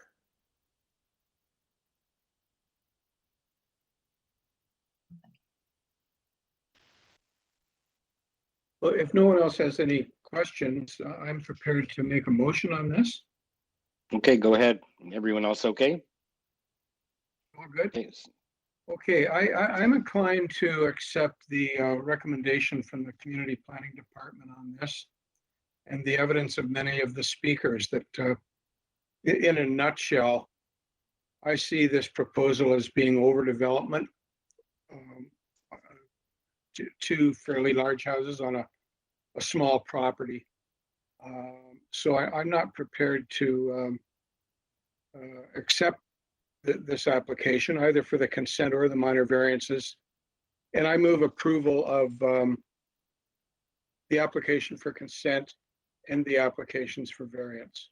Refusal. Approval or refusal? Refusal, sorry. That's okay. Just making sure everyone's still awake. Yeah, refusal. Okay, thank you, Mr. Taylor. Second for Mr. Taylor's motion. Ms. Ruddick, thank you. Any discussion? Okay, all in favor of the motion to refuse the application? I don't see Stan. I can't see, I don't see all the members. Is Stan in favor? It's unanimous? I'm Okay. voting in favor of Don's motion. Okay, so the application is unanimously refused. Thank you to Mr. Galbraith. Thank you to all the neighbors and to the Long Branch executives. Thank you. And we'll move on to the next application then, item number 22, A, B, and C. 55B Long Branch Avenue. This is again to obtain consent to sever the properties into 2 residential lots. On the retained lot to keep the existing dwelling, maintain it, and remove the existing detached garage. And on that, requiring variance of the bylaw to build, first of all, a conveyed part to be redeveloped as the site of a new detached dwelling, requiring 5 variances to the zoning bylaw, and the maintaining and existing residence also requires 9 variances to the zoning bylaw. And on this application, we have an arborist report, the Long Branch character guideline checklist. We have letters of opposition, looks like 7, plus the Long Branch neighborhood and Long Branch neighborhood tree letters. So that's a total of 9. Planning again is recommending refusal. Councillor Grimes and the additional material is recommending refusal as per forestry and planning. Forestry was obviously also requesting refusal. And we then have the standard economic engineering construction materials. We have urban forestry condition number 3. Oh, no, sorry, that was on the last one. We have urban forestry conditions 1, 2, and 5. Okay, so I don't have the speakers list in front of me on this. Perhaps Angelica, you can advise how many speakers there are in addition and who the agent is. In addition to the agent, 5 speakers. Okay. So the agent is Vlad Minku. Hi, Chair. Good Can you afternoon, hear me? sir. Yes. Good afternoon, Chair. Good afternoon, committee members. I'm actually here. I think there was a bit of a miscommunication with the city. I'm here to actually request a deferral on the application. It should have actually been an automatic deferral. What has happened on the application basically is there were some reports that got to us ahead of time, some that were after the period that we have to make changes. We did make some changes at the request of engineering and construction services to the site plan, which led to a reduction in 3 variances on part 1, but it also led to making one of the variances worse after the hearing notice went out. And I did request on January 25th that this is going to be an issue and that we have a hearing notice. I'm not sure why it didn't come up, and I'm sorry for all the neighbors as well for having to stay on the line. But that's kind of where we are. So again, my name is Vlad Minku. I'm the applicant and owner of the property, and again, I am requesting a deferral at this point. And that's because you've made certain revisions as requested by engineering and construction services rather than not by planning, but have impacted the variances, in fact, made one of the variances worse, which means you have to go through a re-notification. Correct. Okay, and then perhaps I guess you can use your time to, digest carefully the planning correct. Yes, we memo do and have, see if there's some way that you can put them in favor. They seem to talk about the severance and minor variances result in 2 undersized lots to not respect reinforce the physical character, etc. Yes, So, sir. We okay. are working diligently to address all the comments from all the different departments as well as the neighbors as best as possible. But like you say, there is a need for an automatic deferral for re-notification as you've have revisions that make at least one of your variances worse than went out in the notification. Correct. Okay. Angelica, I guess we have to hear from just briefly from the other speakers. I assume they have no objection. Nothing's going to get approved, and so any deferral is at the peril of the applicant, not of the neighbors. So I guess we should just weigh in with each of them. Does anyone have any questions for the agent at this point, panel members? No? Okay. So let's just touch base with each of the speakers, Angelica. Sure. The first speaker is Gail Delinco at 19 Dominion Road. Hi, Hi, good Okay. afternoon. Can you hear me? Yes. Yes, thank you very much.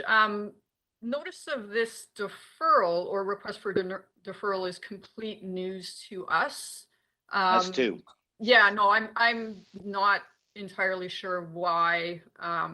There's other reasons that I'm not going to get into that we're really not sure what this is all about. However, what I do want to talk about as a main concern to us are the tree canopy in the area, and we're not sure how any change in the plans will satisfy or alleviate any concerns that we have. We basically live in a home. Like I said, excuse me, ma'am, we're not getting into the merits at this point. We had a long day with a lot of applications, so he has asked for, it's at his own peril. If, you know, we had a situation this morning where someone's asking for a deferral for something that's already built.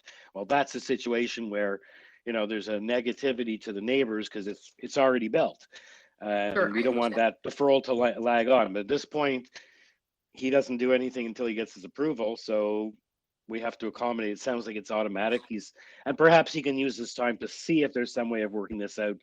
If not, not. The objection may just be to the severance itself, no matter what's built there. But, and I guess this is the situation where they're going to keep one of the houses and just build on the other side. So we'll get to that in due course. You will be re-notified at a later date. Sure, and just to make note, when the existing house, it is a triplex. It's not just a residence. It's a triplex that they are looking to sever the lot. So just making that.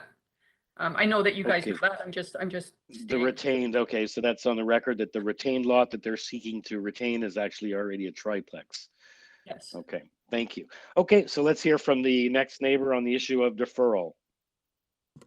The next Very neighbor briefly. is Joel Mcconvie at 55 Long Branch Avenue. Okay. Hi there, Chair. We accept the deferral with the brief note that this has already cost us quite a bit of time in preparation, and that we have already notified the applicants that we oppose the severance altogether. But otherwise, you know, try again. Okay, yeah, at least I hope you haven't been too bored being on the line and it's an inconvenience to people. At least you didn't have to drive down to the Civic Center and take time out of your day that way. Yeah, it's nice and warm in here. So one benefit to the virtual world, when something gets adjourned, you don't have see a bunch of 15 people parading out of the room, having come all the way there for nothing on a winter afternoon. So thank you, sir. Thanks. Angelica, anyone else? Yeah, the next speaker is Paul Terry from 7 Marina Avenue.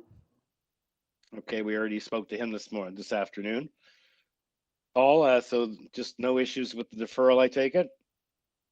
Almost none. The only concern I have is that the only way I became aware of this was through your committee's schedule. When I saw it next, I got curious. They have not posted a sign at their residence or 55B even till this morning. I would like to be certain that I get notified for when it does come back up on deferral. Are you in the notification area? I take it the 60 No, I'm meter, about- likely not. But you're saying there No, is I'm no just sign diagonal. posted. Yeah, you're saying there was no sign posted on the property as required? Because they would have signed a statutory declaration stating that they did in fact post a sign. We've had items which had to get deferred because someone forgot to post the sign. But in this case, Madam Secretary Treasurer, I assume they've submitted a statutory declaration regarding the sign. I'm just trying to check the file to see if it's there. Okay. Sorry. Anyway, Chair, am I allowed to yes. comment to You're clarify? the applicant. Yes. You can help So us in that. The notice has not been posted. Like I said, we knew that we needed to get a deferral, and I've mentioned this to city staff. We need a new sign as well because the sign also needs to be revised. So my question to you, sir, we receive a standard memo regarding deferrals, especially automatic ones from community planning. We have one which if you've listened to this morning or this afternoon's, we referred to that and we went and dealt with deferrals at the outset. I don't know why we don't have that for you, but that's all I'll have to say. I was muted. I couldn't really interject. I did try, but okay. In any event, good for the neighbor just pointed that out, that you didn't in fact post a sign. Okay, make sure you post it when you're back next time, please. I'm sure your neighbors will be. And I don't know if this gentleman, if he, even though Mr. Terry, could he perhaps, just like people write in and ask for a copy of the decision, can people write in and ask for a copy of the notice on a deferred item? Madam Secretary Treasurer, is that doable, or Yes, he'll they have to? can. Yes, Okay. they just have to give it to us in writing. So if they can reach out to Nicole Milrose to make sure she adds them to the list. Okay, you heard that, Mr. Terry? I did indeed. Thank you so Okay, much. sir. Thank you. Have a great afternoon. Okay, so if we've heard for everyone, motion to defer. Oh, sorry, through you, Mr. Chair, there's two more speakers from Long Branch, Andy and Judy. Okay, perhaps we can hear from just one of them, just on the issue of deferral. Andy or who wants to go? Judy will handle that. Okay, thank you. Judy? Yes, thank you, Mr. Chair. We're surprised by this deferral coming up now. And I would just like to go on record that all the residents did take out a significant amount of time to be here for the last 2.5 hours for this application. So we would have appreciated knowing in advance. So we don't know how the applicant, unless they remove the severance, will be able to address the concerns of planning or the residents. So. Yeah, no, I'm sorry that he's wasted everyone's time, and he even admitted it's not like it's something that just came up today, and it wasn't on our planning memo. So who knows? But in any event, there's nothing we can do at this point. We can't give everyone those 2 hours back of their lives. So let's move forward. Okay, so we'll have a chance to see how we can possibly work this out and change community planning or the neighbor's mind, but it's in their court, especially since we don't have proper notice. Both for the reason that we're missing a variance, or a variance got worse, plus there was no sign posted. So it's very unfortunate that you all had to stay. You were going to be here on the application anyway for the one that we just had on Marina. So in any case, nothing I can do at this point. So committee members, any questions or a motion to defer, please? Move for deferral. Thank you, Mr. Camark. Seconder for that motion. Sophia. Thank you, Sophia. All in favor? The matter is deferred. Okay. Thank you, committee member. Again, I'm sorry for everyone that this happened. Okay. Apology accepted. Item number 24, that was also deferred, correct? 40 Stevenson. Yes, item 23 and 24 were deferred. 23 and 24 both deferred. Okay, so we'll move on to item number 25, which is now we're dealing with previously deferred items. This matter was deferred from the June 24, 2021 hearing. It's for a detached dwelling with an attached garage. There is a revised survey reduced from 7 variances in the original application in June 2021. We have an applicant letter and copy of what they reached out to the neighbor in 168, an arborist report, geotechnical test pit investigation, applicant presentation, planning is recommending refusal, transportation has no objection, forestry would like us to deny the application. We have in the additional materials the revised notice and waiver, and now there's only 3 variances and 1 revised, and now planning has planning's advised they reviewed the further revisions, that their refusal report still stands. And then we have an explanation from the application about a right-of-way issue. Okay, that's all we have. How many speakers do we have on this, Angelica? There's the agent and then 6 additional speakers. Okay, and we have urban forestry requesting refusal as well. Okay, so let's hear from the agent. Good afternoon, Mr. Chair and respected members of the committee. My name is Rafal Kus. I am the applicant for 170 Lakeshore Drive. Since the deferral, we purchased the property from the previous owners and took steps to eliminate the number of variances from 7 to 4, and now only 3 variances with improved numbers. We bought this property for its proximity to the lake. I can kindly ask to show our presentation, slide 1. This property is located at Lakeshore Drive, a street with the most beautiful new build lakefront homes in all of Toronto. The neighborhood of New Toronto needs new life. To pay our taxes, to send our children to local schools and daycare. We want to grow our family here. We have done our best to follow planning advice and come to you for your approval. The current plan reflects a Georgian-style architecture that is well fitted with the character of our street. The design is not obtrusive to the character of the neighborhood. The variances we are seeking are not impeding on anyone's enjoyment of their property. The proposed design with main floor height at 1.6 feet above grade reduces visual massing and accommodates me, a person with physical disability. Further reductions to the size will significantly impact the installation of an elevator. Slide 3, please. Our home is currently the smallest on the entire street. We are surrounded by much larger homes, majority of which are on significantly larger lots. Slide 4. The proposed home will have a lot coverage of only 36.5%. Variance number 1. We have reduced the FSI of variance number 1 to 0.82, equivalent to 255.47 square meters. We are asking for an FSI increase of 0.22, that is only 68.14 meters. We considered the impact of this design on neighboring properties and moved the house back by 7 feet. Further, we increased the front wall setbacks on the second floor, attic floor to 9 feet from the front and 7.5 feet from the rear, allowing the house to naturally blend in with the landscape of our street and reduce the massing perspective. Since massing is based on perception, please consider that this lot is an anonymously shaped parallelogram. The lot frontage on the survey is described at 8.89 meters. That's just over 29 feet. However, only 28 feet are calculated towards the lot size calculation. Furthermore, the fence backing onto the baseball diamond is on average 0.62 meters north of the property line. These two variables significantly reduce the massing appearance. This is a relatively simple house for a complex lot with plenty of breathing room between properties.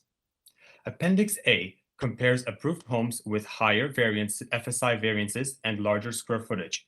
We are asking for only 68.14 meters square. Variance number 2 has now been eliminated. Our home will be shorter than our west neighbors. Variance number 3, we reduced the proposed building height to only 9.79 meters. We are seeking an increase of only 29 centimeters, equivalent to 11 inches. We would like to have 9-foot ceilings on the ground floor to enhance the quality of life in our house. We reduced the ceiling heights on the second and attic floors. Variance number 4, we reduced the proposed height of exterior main walls to 7.99. Please note that variance 3 and 4 are only for the proposed partial third floor that is recessed 9 feet from the front wall of the house and 7.5 feet from the rear wall. The second floor walls are only at 6.67 meters tall. Thanks to these large recesses, the attic floor will not be noticed from a pedestrian's eyesight on the adjacent sidewalk, and we are not going to be obtrusive to our neighbors. In conclusion, please go to slide 7. Please quickly flip through these as I continue. We knocked door to door, collected 43 signed letters of support from 33 different addresses. 11 additional neighbors support our application in silence and chose not to disclose their names to manage relationships with neighbors. We reached out to all neighbors who expressed concerns in the first application via a hand-delivered letter. Our family requirements are for a 4-bedroom house. Zoning bylaws do not take into consideration new family norms post-COVID-19. Parents working from home requiring private offices, and as we all know, children living with parents much longer than ever before. Significant changes have been made to reduce the overall massing of our home and impact it may cause on immediate neighbors. We feel that the 3 proposed reduced minor variances are minor in nature. Development with Mr. minor Chair, we're variances past the 5-minute mark. by opposition. And we kindly ask that you consider we are longtime Toronto residents. We want to grow our family on this street and approve our minor variances. Thank you.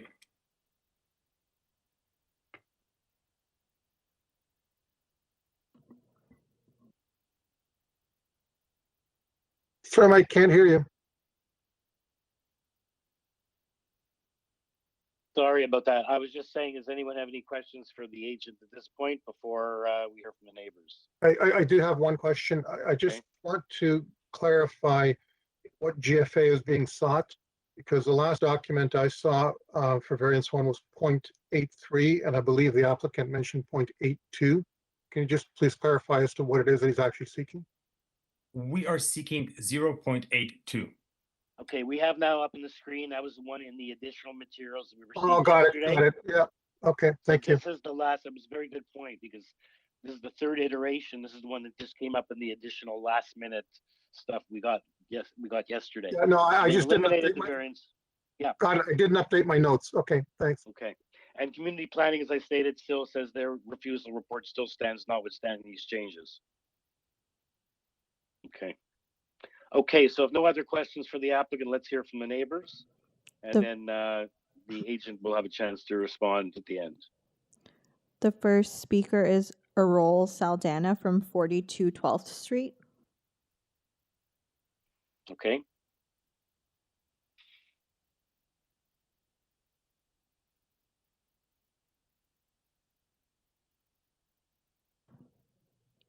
Errol, you've Do been they have to unmute or? you've been unmuted.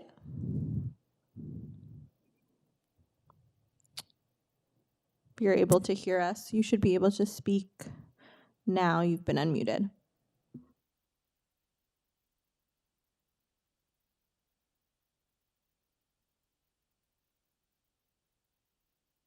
Okay, perhaps this you have to unmute yourself. He may be unmuted on the other on his side, but if you want, we can go to the next let's speaker. hear from the next one. Okay. Let's go to the next one in the interim. Yes. Okay, Who's so the next one? The next speaker is Fred Pierce from 219 Lakeshore Drive. Thank you. Hi there. Can you hear me? Yes. Great, thanks. My name is Fred Pierce. I live at 219 Lakeshore Drive. My wife and I have been here 7 years as of this month. Our home is one of the more recent builds. It's 4-bedroom, 4-bathroom with a full-size elevator and didn't need any variances to build.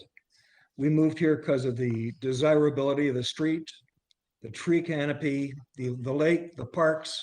It is truly a gem. There are 8 homes on this block on the north side where the variance is being requested. All 8 have their own driveway or a mutual driveway. What the applicant is wanting to do is to remove the driveway for 168, carve a new space on the street, so we go from 8 parking spots to 7 parking spots. And because 168 wouldn't have any place to park their 2 cars, they would have to try and get 2 spots on the street or sell the cars. I don't know what they'd have to do. Most of the homes on this block are bungalows and 2-story homes. Many on this block have had a 2nd-story addition or an extension on the back, increasing living spaces. Most of them have been done without variances to keep the flavor of the street.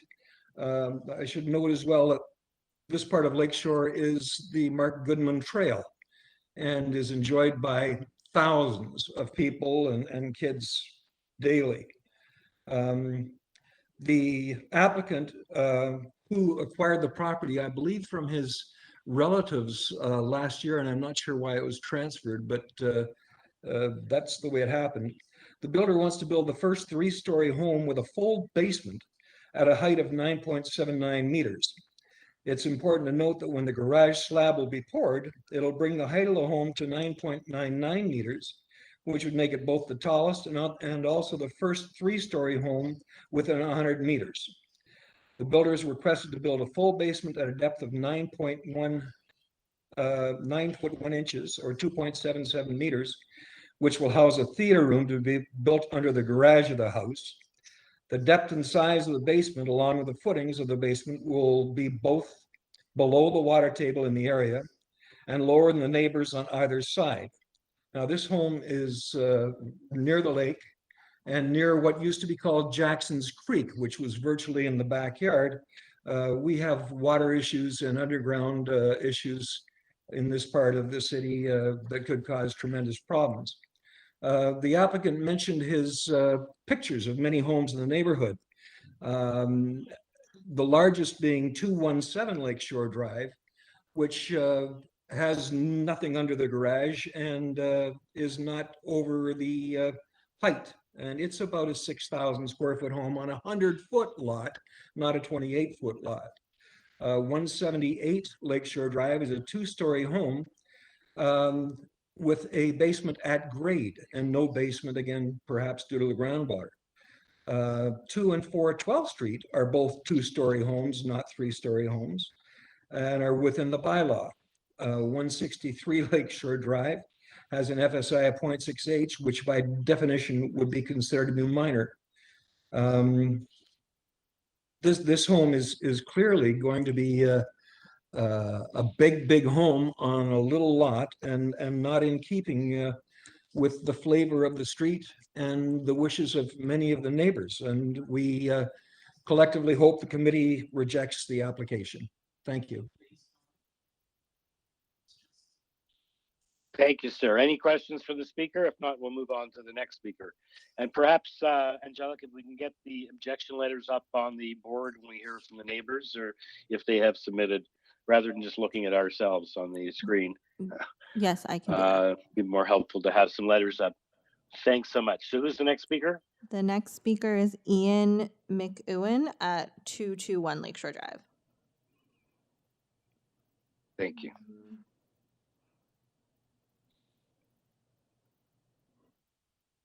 Oh, sorry, I think he's no longer with us. So I'll move on to Lisa Raccola at 172 Lakeshore Drive. And I know we have a letter from her. Yes, yes, you do have a letter. Thank you. It looks like it's letter number three. Angelica? Yeah. Yeah. Now, that letter also was submitted within the time frame, and so it is reflects not yesterday's numbers. So my oral presentation is going to reflect today's numbers. Yes. Thank you. Hi, my name is. You're dealing with a moving target here, so. Yes. We don't expect you to revise your letter each time. Yeah. Thank you. Okay. My name is Lisa Raccola. I am representing myself and Rosemary McClellan, and together we co-own the adjacent property to the west of the proposed build. Firstly, we want to thank the committee members for this second opportunity to respectfully address our concerns at this deferred hearing. To provide a little context, we've lived in South Etobicoke for close to 40 years, and we have owned and lived in our current home for the past 20 years. Our 2-story brick home is 97 years old. It's a modest and well-kept property, and 5 years ago we added a single-room, 1-story addition to the rear of our home, which greatly enhanced our space and comfort while respecting bylaw limitations and the rights and privacy of our neighbors. Firstly, we would like to assure the committee that we do not oppose a new construction next to us. We do, however, continue to have objections to the proposed construction being presented today, with the now pared down to 3 requested variances to the zoning bylaw. Chief among our concerns is the remaining sizable request for a variance on the allowable floor space index. We feel that despite several modest revisions by the applicants, the most recent proposed increase to the floor space index remains too large, where the maximum allowable FSI for this build is 0.6 times the area of the lot, or 187.33 square meters.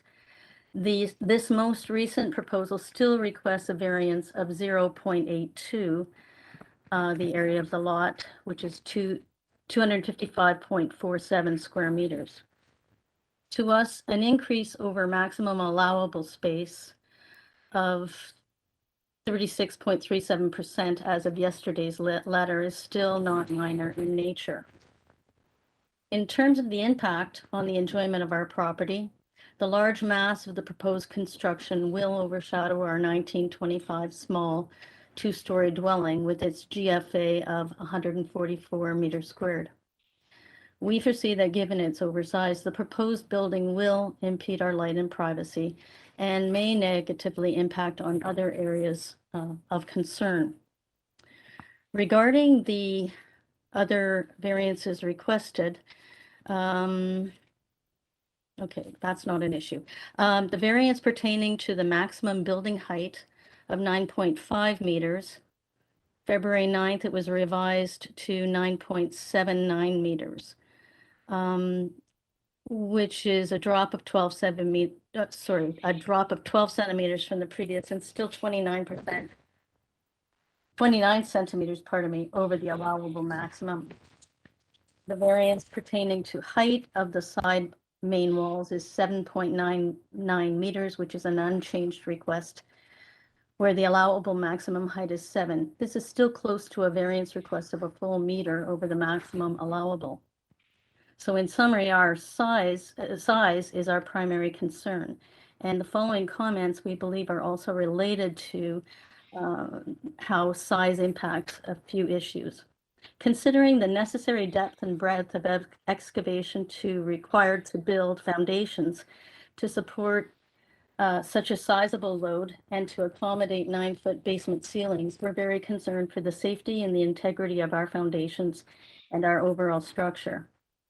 In addition, in a review of the geotechnical test pit investigation that the applicants conducted and included in their presentation, this report suggests that current groundwater levels right now in the winter are 2.6 meters, and the excavation is likely to go below that to a depth of a proposed depth of 2.61 meters. So we feel that potential for disturbing the water table further adds to outflow volume from sump pumps and pressures associated with seasonal. If you can try to wrap up. Okay. Lisa, if you can wrap up, you're over 5 minutes. We have a lot of people pardon me. today on this Okay, application. so just try to wrap it up in another 30 seconds. Go ahead. I don't want to all cut right. you In off. closing, we would argue that the existing bylaws are sufficiently generous to allow the construction of a new, spacious, attractive home that fits the lot size and integrates well with the character of the neighboring homes. So we thank you. We would ask that based on my comments, you would refuse the application, and we thank you for your attention and consideration to this matter. Okay, thank you. So does anyone have any questions for the next door neighbor at 172? I did. We have her letter. Someone has a question? Oh, I thought someone said I did. So we go here from the next speaker then, Michael Harrison at 160 Lakeshore. And then we have the last speaker, the neighbor on the other side, Vishal Darji at 168. So welcome, Mr. Harrison. Hello, thank you for the opportunity to speak. I'm going to refer to a letter that I submitted. I'm the owner of 160 Lakeshore Drive. And there's okay, can we get his letter up? Trying to see which letter is yours. Oh, I sent it in a Word document. It's not a PDF. Hopefully that doesn't fail. Anyway, I'll begin my presentation. Really, I've broken it into quantitative and qualitative. And obviously, I think the quantitative variances that are being requested are create issues with the official. Sorry, your letter is number 7. It's item number 7. Thank you. Thank you. So this, again, I'm 160 Lakeshore, and I've broken it into what I think are quantitative, so measurable, and then obviously those measurable variances impact a lot of the other items that I'd like to raise that are more deemed to be qualitative and harder to argue against, but I would say that therefore not in line with the neighborhood look and feel, cause issues with those. So the size variances, the size of the FSI, I think still is excessive at 62, the 82. I renovated my home starting in 2013, and I researched the variances prior to doing the renovation, and I conformed with a renovation that maintains the look and feel of the neighborhood. So all the variances I'm in objection to, I would say. And the groundwater is a very serious issue, having had a serious flood prior to my renovation. I think we do have issues with the groundwater there. In my presentation, I've shown a picture of the tree canopy on 11th Street. And what I will say, the lack of front yard parking has created a look that is defined as this neighborhood of pre-war bungalows that have had renovations or second stories in that maintain the look and feel of the community. So if you take a look at the two photos, I think on page 2 of mine, there's a picture of 159, 161, and 163 Lakeshore.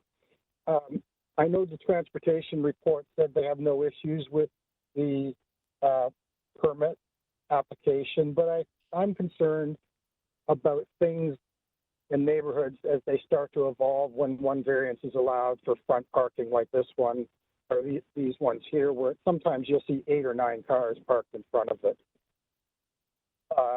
Further down the street, the 1 3-story home that has been built, which was recently sold on the north side of Lakeshore Drive, I think it's 161.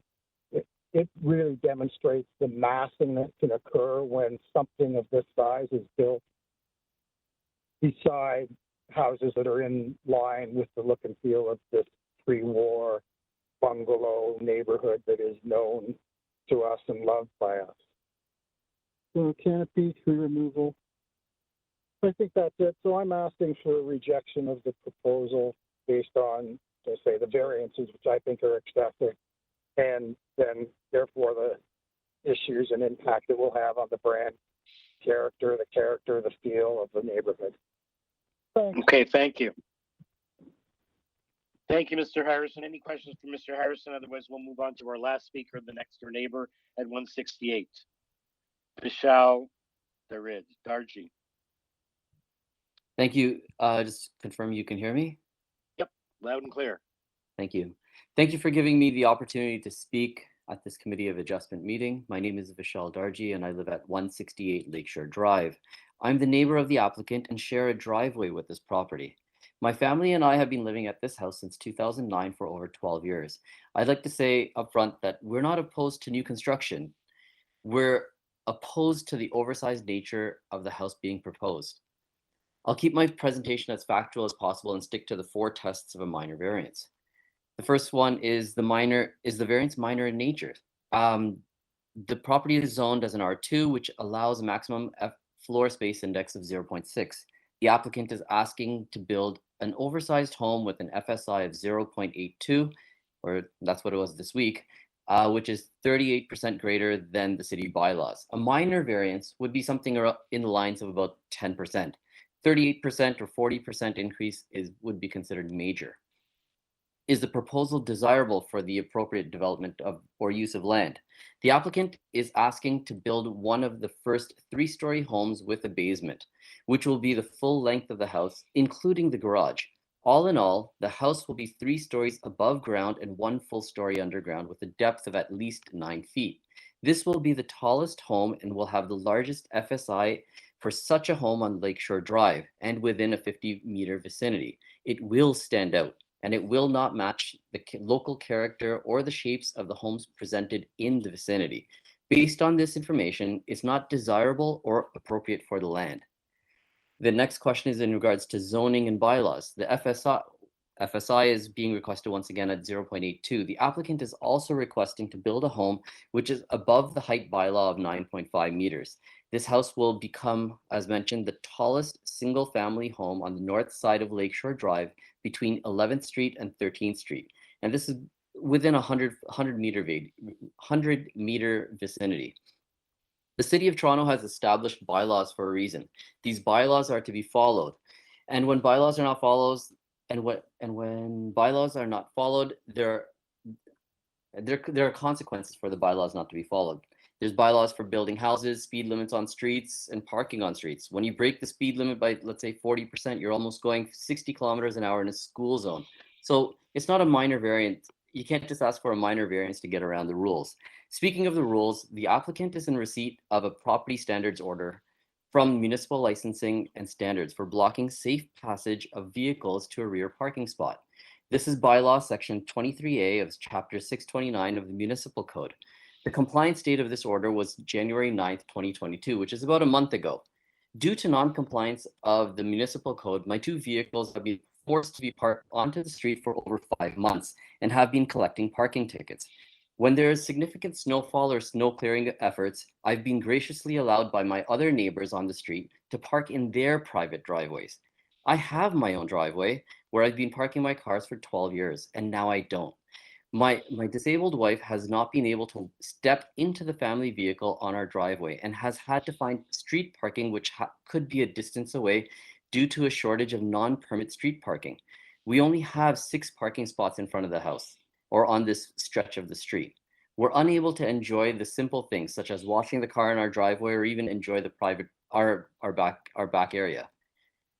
And finally, the applicant is presenting a house that is uncharacteristic of the neighborhood. By building the tallest and deepest possible house in the vicinity, the applicant has shown many pictures of homes in their presentation stating that they are 3 stories tall, where they are mainly 2-story homes and outside of the vicinity of the new build.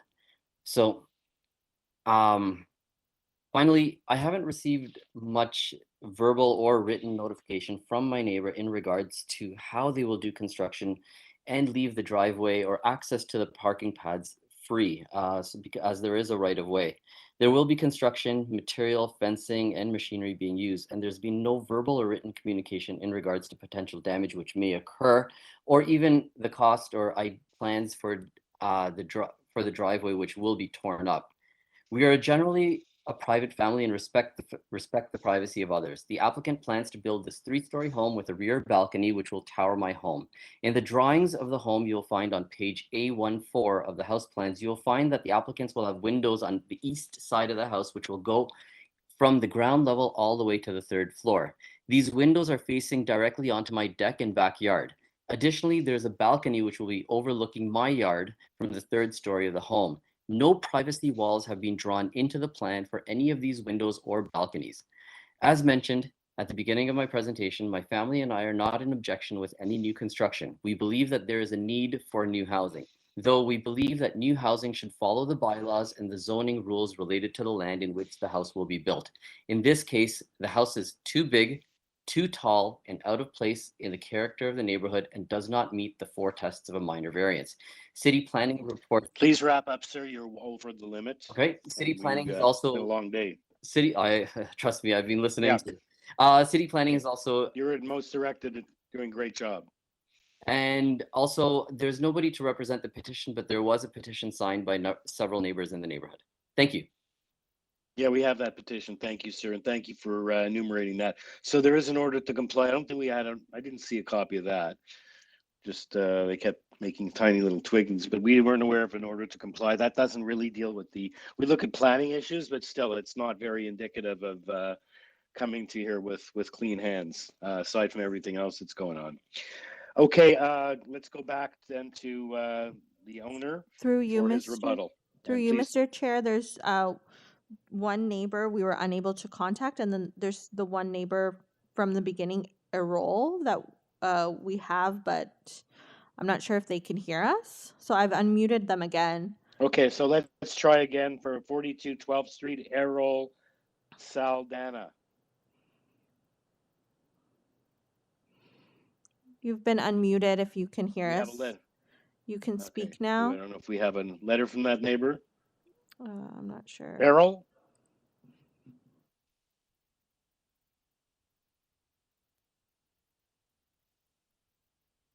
And did you say there was someone else? Yes, Ian at 221 Lakeshore Drive, but we tried calling them. We're unable to reach them. I think Errol. Okay, anyway, we've heard from a lot of people. We've heard from both adjacent neighbors. If we can't reach them, they can't reach us, or they're not on the line anymore, There's nothing we can do. So one last try for Ian McEwen or Vivian Urgant at 221 and Errol Saldana at 42 12th Street. Otherwise, we'll proceed without them. We've heard from enough people on this. So if they're not available, we have to move on. Okay, so let's go back to Rafal Kuss to respond to the concerns of the neighbors that we've heard. Thank you, Mr. Chair. Through you, Mr. Chair, I would like to thank my neighbors for expressing their concerns. In order to have a clean slate on this rebuttal, I would like to inform you that the order to comply was handed out due to misinformation from our neighbor. City staff was told that the entire width from 170 to 168 is a legal right of way. If I can kindly ask Appendix C3 to be put up on the screen. This order to comply has been appealed by our lawyer, and we are awaiting a hearing for this. Okay, anyway, let's deal with you 5 minutes. I'd Excellent. rather you deal with the planning merits. Okay. That's sort of neither here nor there, just other than to tell us that you believe that that was incorrect and it's being appealed. So let's not, we have enough planning issues to deal with without getting into that too deeply. So please proceed with the planning issues. Yes, Mr. Chair. Addressing the right-of-way, we are not asking for variances dealing with the right-of-way, and transportation has no objection. Since this was brought up, I'm happy to respond. Mr. Vishal is spreading misinformation with the intent to scare neighbors against us, misinforming that we are currently blocking the right-of-way and the new house will be built on the right-of-way. This is incorrect. He is lobbying to prevent this development, thus the reason there is so much opposition. Appendix C3, please zoom in, shows the dimensions of the right-of-way. The right-of-way has fixed dimensions. The neighbor wants to achieve more space by driving on our private property. To compromise, we have moved our entire house further back. Mr. Vishal is being disingenuous towards what is shared on the right-of-way. We park a large 4-door sedan and drive in and out of the driveway daily. Mr. Vishal can use the additional 0.52 meters towards the front of his house and 0.84 meters towards the back of his house if he wishes to have more space. The total width of the right-of-way for Mr. Vishal will be 8.7 feet from the front and 9.7 feet from the back. If he wants to achieve additional space, he can resolve the chimney encroachment that is 10 centimeters. Now, excuse me, in regards to the soil test, we hired an engineer to conduct the soil test examination to address water issues, shoring, excavation.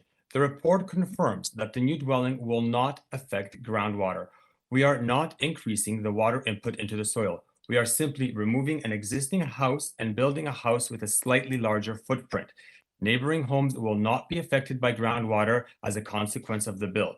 In terms of neighbors' foundations, their structures are not in the zone of influence and will not be compromised as shoring will be implemented prior to excavation.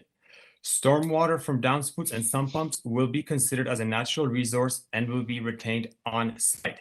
Sump pump discharge will be in the backyard and will be used to water the proposed large maple tree that is included in the arborist report. We will install permeable paving materials that are porous and help absorb water for the driveway. No parking will be lost as a result, no street parking will be lost as a result of our build. We understand that it is human nature to oppose change. 2 previous owners of this property were forced to sell and move out of the city as opposition has stalled their development. We ask that you do not force another family to leave this property and be forced to leave the city. I can address any additional questions that the committee may have. Okay. Right, so we have the negative planning report. So this matter was deferred from the June 24, 2021 hearing. What happened since, what was the purpose of that deferral? Just, I didn't deal with that. And what was it to make changes? And you went from 7 variances down to 4, now down to 3. And community planning and the neighbors still feel it's excessive. So that's where we stand.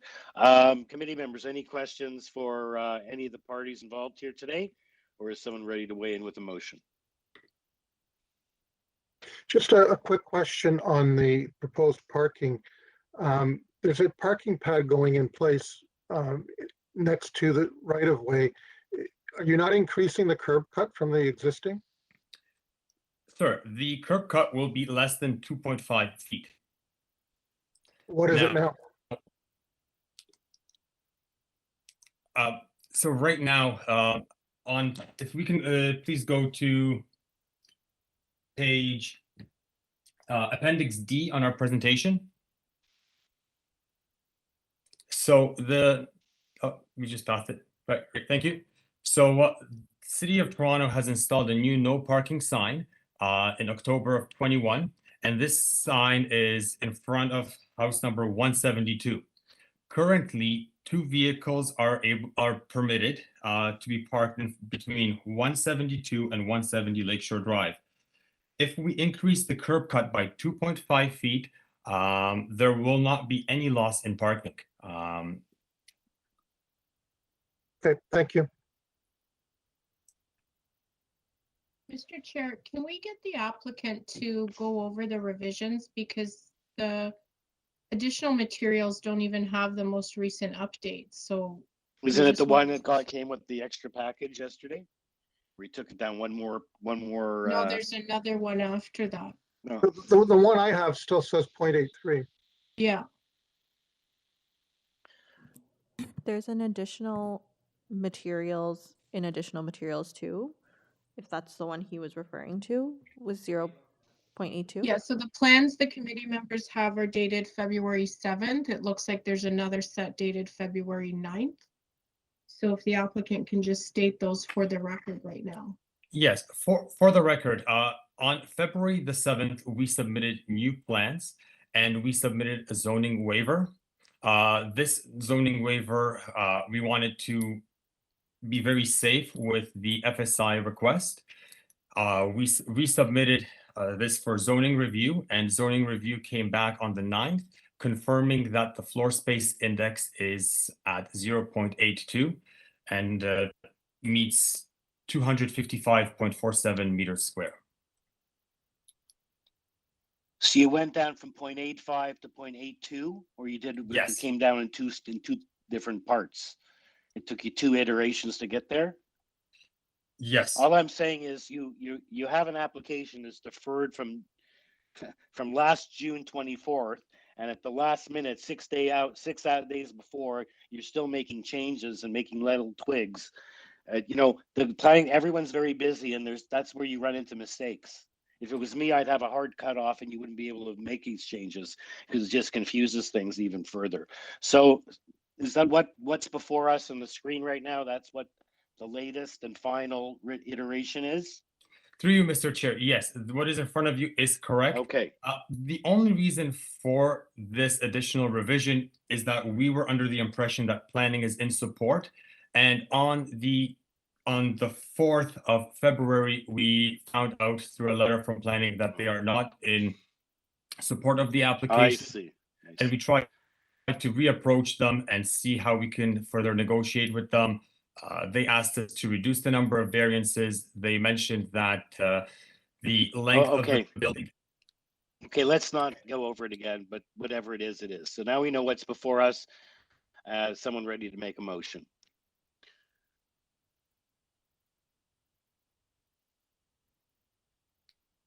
Yeah, Mr. Chair, I'll make a motion. Thank you. on this. Yep.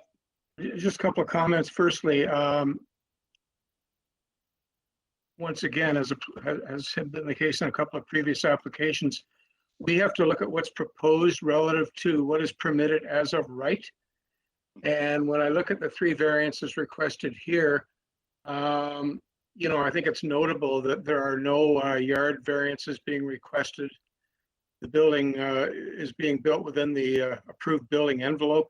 Very minimal height adjustment of about 10 inches.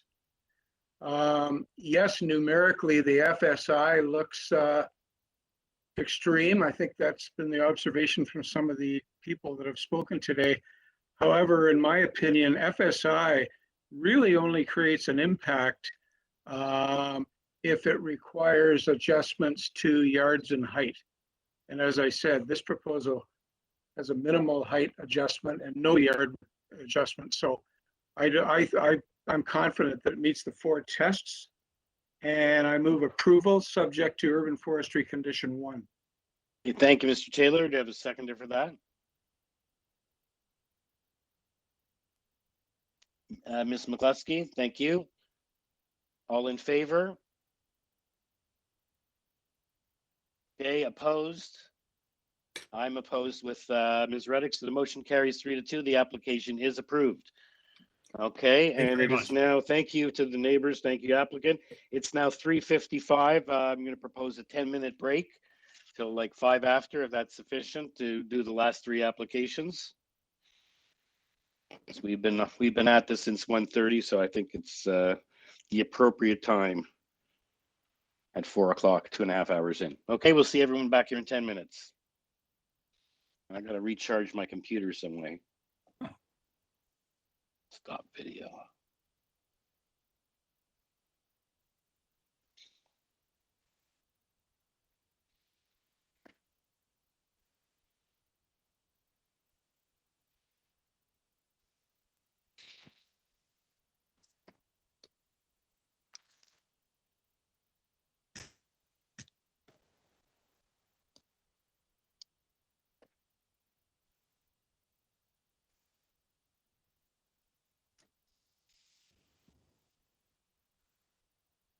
Hey, Paul.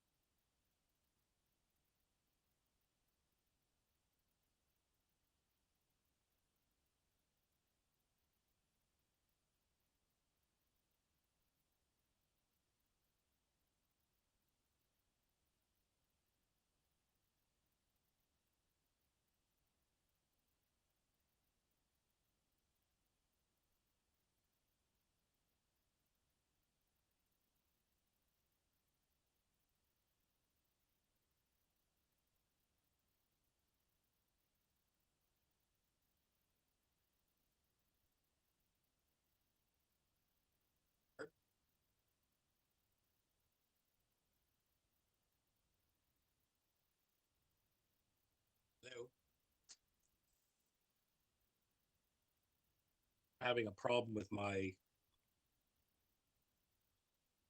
laptop that I'm connected to is charging slower than I'm using. It keeps saying, do you want to turn off the video? Because it's using up too much power. So I'm at 4% right now. Okay, so we're on to the next application, if everyone's back.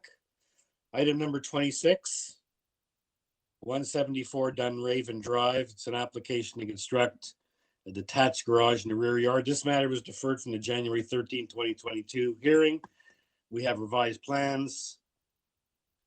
No change to the variances, however. Cover letter and a request to be rescheduled. And on this application, we have Gail Arrett as Yes, the hello. agent. Hello. Yes, hello. Thank you for having me here, and hello to everyone. So, yes, I am Gail Arrett, the applicant and the owner of 174 Dunraven Drive. The project is to build a two-car garage at the very back of the land, so on the north side of the land. And so the variances that apply to my case are about the soft landscaping. I'm supposed to have 50% of the rear yard that is soft landscaping. In my case, that would be 29%. Yes. Yes, so I very straightforward. I don't think we need a full presentation from you. Why don't we just see if committee members have any questions or if someone's ready for a motion? And I see that there is no conditions being requested by community planning. So the application stands as it is. Does anyone have any questions for the homeowner, or is someone ready for a motion? Actually, it's the homeowner.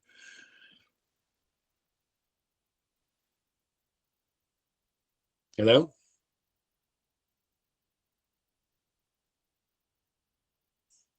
Can you hear me? Okay, I don't hear anybody else. Can you hear me, Michael? Yeah, I can hear you now. Yeah. Okay. Yeah, I'll make a motion. Very straightforward application, meets the 4 tests. Move approval without conditions. Okay, thank you, Mr. Taylor, seconder for that motion. Sophia Ruddick, thank you. Mr. Enright, you have your application's been approved. Thank you. Thank you very much. Okay, thank you. All Okay. in favor? Okay, thanks. Okay. Oh, sorry, I didn't do the vote. I just did the first and seconders. Okay, my mistake. Okay, well, thank you again. I'm very clairvoyant today. Okay, the next application is item number 2734 Oma Avenue. It's an application for a detached dwelling with an attached garage. Again, we have a revised notice highlighted. Like an animal. Oh my God. Hello? Hello? Hi, one moment, sorry. Okay, so I was just saying there were 6 variances. There were 7. They eliminated the below grade garage. In the afternoon session, we have a support letter from the next door neighbor at the additional materials from 32. Number 32, yes. Urban Forestry is requesting condition number 2. Okay, so we have registered to speak on this application. 0.61 meters as opposed to original submission 0.3 meters. We have a minimum front yard setback of 5.01 meters, as being advised by a guy from the zoning department. His name was Kolominsky, I believe, okay? Daniel Kolominsky. So item number 1, we do have a really small lot size. It's only 25 feet or 7.5 meters. And it would be hard to have 6 foot or 1.8 meters setback on both sides. The house couldn't be more than 13 feet wide. So that's why we are going to these 0.6 and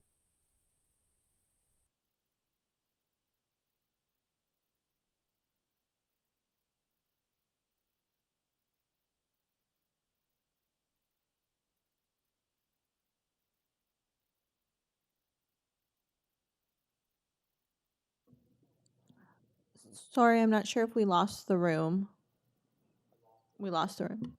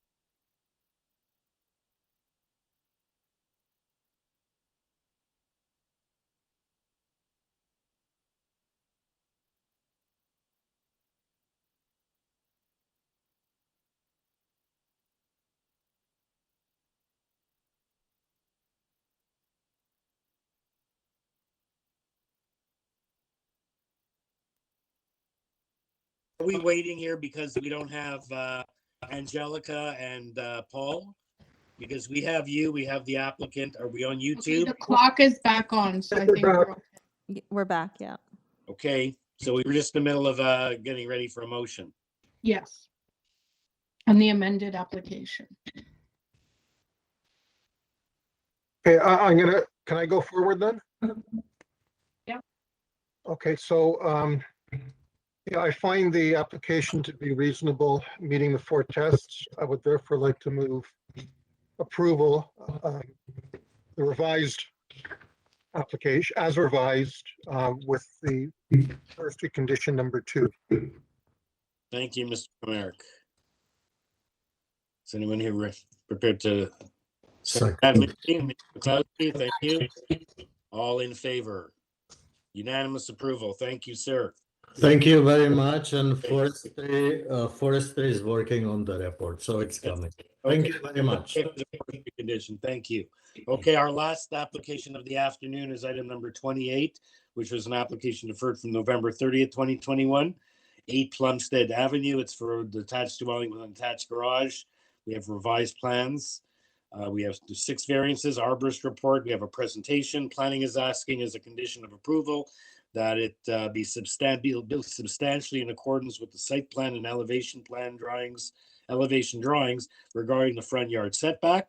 And we have a petition in support with 3 signatures, and we have number 6 next door in opposition.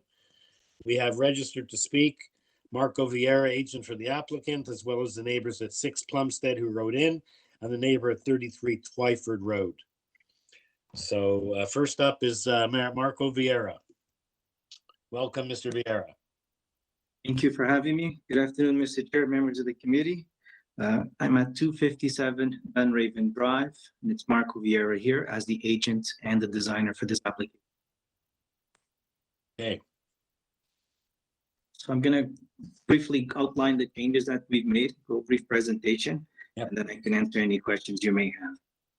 So the proposal has been before you, as you mentioned, in the November 30th, 2021 hearing as a request of planning, and also aware that the neighbors had made some comments and some concerns with our proposal. We've re-engaged planning to make changes to our application so that we can make our proposal be more in keeping with the bylaw. Variance number 1 was reduced to 0.52 times the lot area from 0.55 as a request for planning. That also allowed us to eliminate one of the setbacks on one of the sides and increase the side yard setbacks. Variance number 2 for a proposed front yard setback of 7.99, whereas the bylaw permits a setback of 9.85. It's as a result of the averaging of the 2 adjacent properties, which are older and sit further back in the lot. Our setback and the closest point of our proposal is taken to the front of the garage. The remaining part of the dwelling then steps further back as it goes towards the east and has the majority of the entire second floor also set back away from the proposed front yard setback and in compliance. There's only a small portion of bay window on the east side of the garage that is at less than the required setback, which is at 8.89 in terms of the setback for the front. The FSI, as a reduction to the side yard and shifting the house, we were also able to reduce that further and ensure that the massing of the house did not dominate the front facade. And that is the reason why we shifted the house on the second story away from its side property line and also away from the front. Variance number 3 is for a proposed side yard setback on the west side. Previously, we also had a variance on the east side, and this 2 meter setback is only to the garage portion. The 1-story portion of the garage is at 2 meters. The remaining portion of the dwelling is at 3.2 as its closest point. And there's some articulation in the elevation, which also steps the second floor back. Similarly, we did the same thing on the east side of the lot. That also was to increase the side yard setbacks and reduce the massing of the dwelling and not to exceed the overall building height. Variance number 5 was variance number 5 was increased to have a setback of 5.02 meters from the east side. That's to the platform on the second floor. It is off of the master bedroom or the primary bedroom. And I'd like to note also the edge or the finished space of that flat roof, which is above the patio. The guardrails are set back further from the side of that wall. Basically, from the east and west side of the wall, we are 0.5 meters back from the side. On the rear of that, we are 1.8 meters back. That's done to minimize the overlook. We feel that we have a considerable distance in terms of setback to that balcony. It is just to be privately used from the homeowners, I guess, as the primary bedroom. No other access from the house is being provided to that proposed balcony. And then also the last variance, which is variance number 6, was also reduced to a proposed area of 9.91 square meters, where previously we were at 10.52.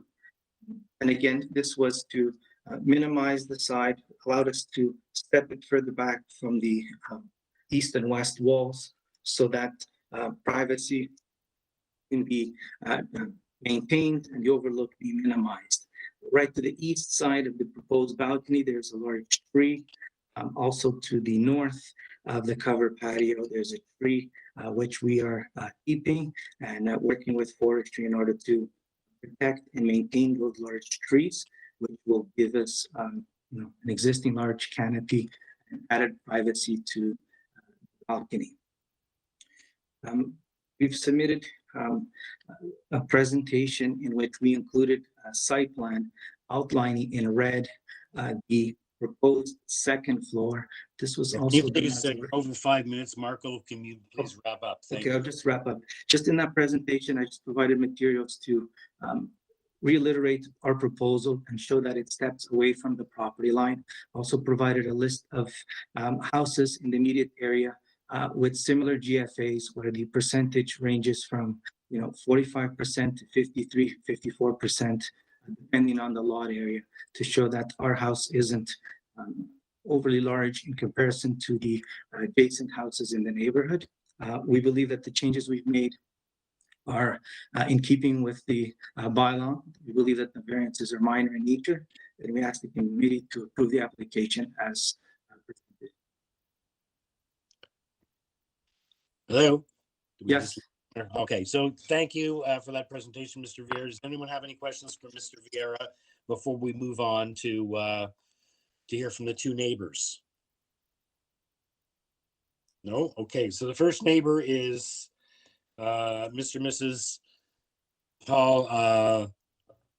Palmagiani, Tony or Barbara at 6 Plumstead Court, and we have a letter from them as well. Thank you, Mr. Speaker. My name is Tony Palmagiani, and myself and Barbara Palmagiani, my wife, have lived at number 6 Plumstead for 20 years. Our property borders on the west side of the number 8 Plumstead Court. We filed this letter to let it be known that we don't approve of the 6 variances to the zoning bylaws that have been requested for number 8 Plumstead Court. When I look at number 1, the first variance that's being requested, it's a 16% increase over the current bylaw and planning acts. And for us, it's a significant decrease of exposure of light and sun to our home, and as well green space for natural drainage and runoff, which is a problem in Etobicoke and in our area and around our home and our neighborhood. That concerns me the most. In point 2 as well, right now, when you drive down Plumstead Court, all of the homes are on the same setback. And the 1.8 setback or the 9.85 is setback, which is the bylaw. and then the request of 7.99, there's a 1.86 meter offset that I don't feel is right. The front yard setback variance requested will significantly block the view of our home and natural sunlight. And that's not something that I'm up for. This is already it will also compromise drainage as well. Point 3 is the one that is really of concern, and we do not approve of the 2-meter setback requested for the west side lot line. The bylaw is 2.4 meters, and we are requesting that it stays at 2.4. Reason being is we are overly concerned that this setback will impact natural water drainage, cause flooding of our home, and as well, there's no privacy. I mean, this is right now, number 8 is a 1-story. It's going to be a 2-story. It's already taking away the sunlight. Now they're asking for a variance to move closer to the lot line, restrict the amount of drainage and water flow, and that is disturbing to us in an area where we have issues with drainage. As well, we're not in number 5, we're not in agreement with the setback being requested. This will also reduce natural sunlight and privacy. And finally, in number 6, the second story proposed platform is more than double the permitted area. Honestly, it'll stick out like a sore thumb. It's at a raised, elevated space. There's no natural planting, trees, or shrubbery that would even provide any privacy for us as neighbors. So, there's things going on here that concern us.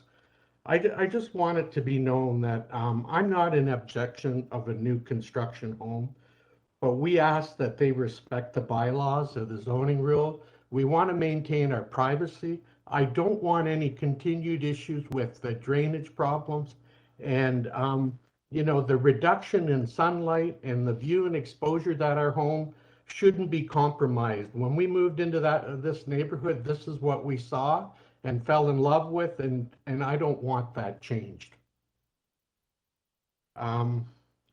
Additionally, when we look at these variances being requested, if these are granted, it impacts the future plans and building opportunities for my lot. So the question I have is, if we move all these variances, what happens when the home next door goes to apply?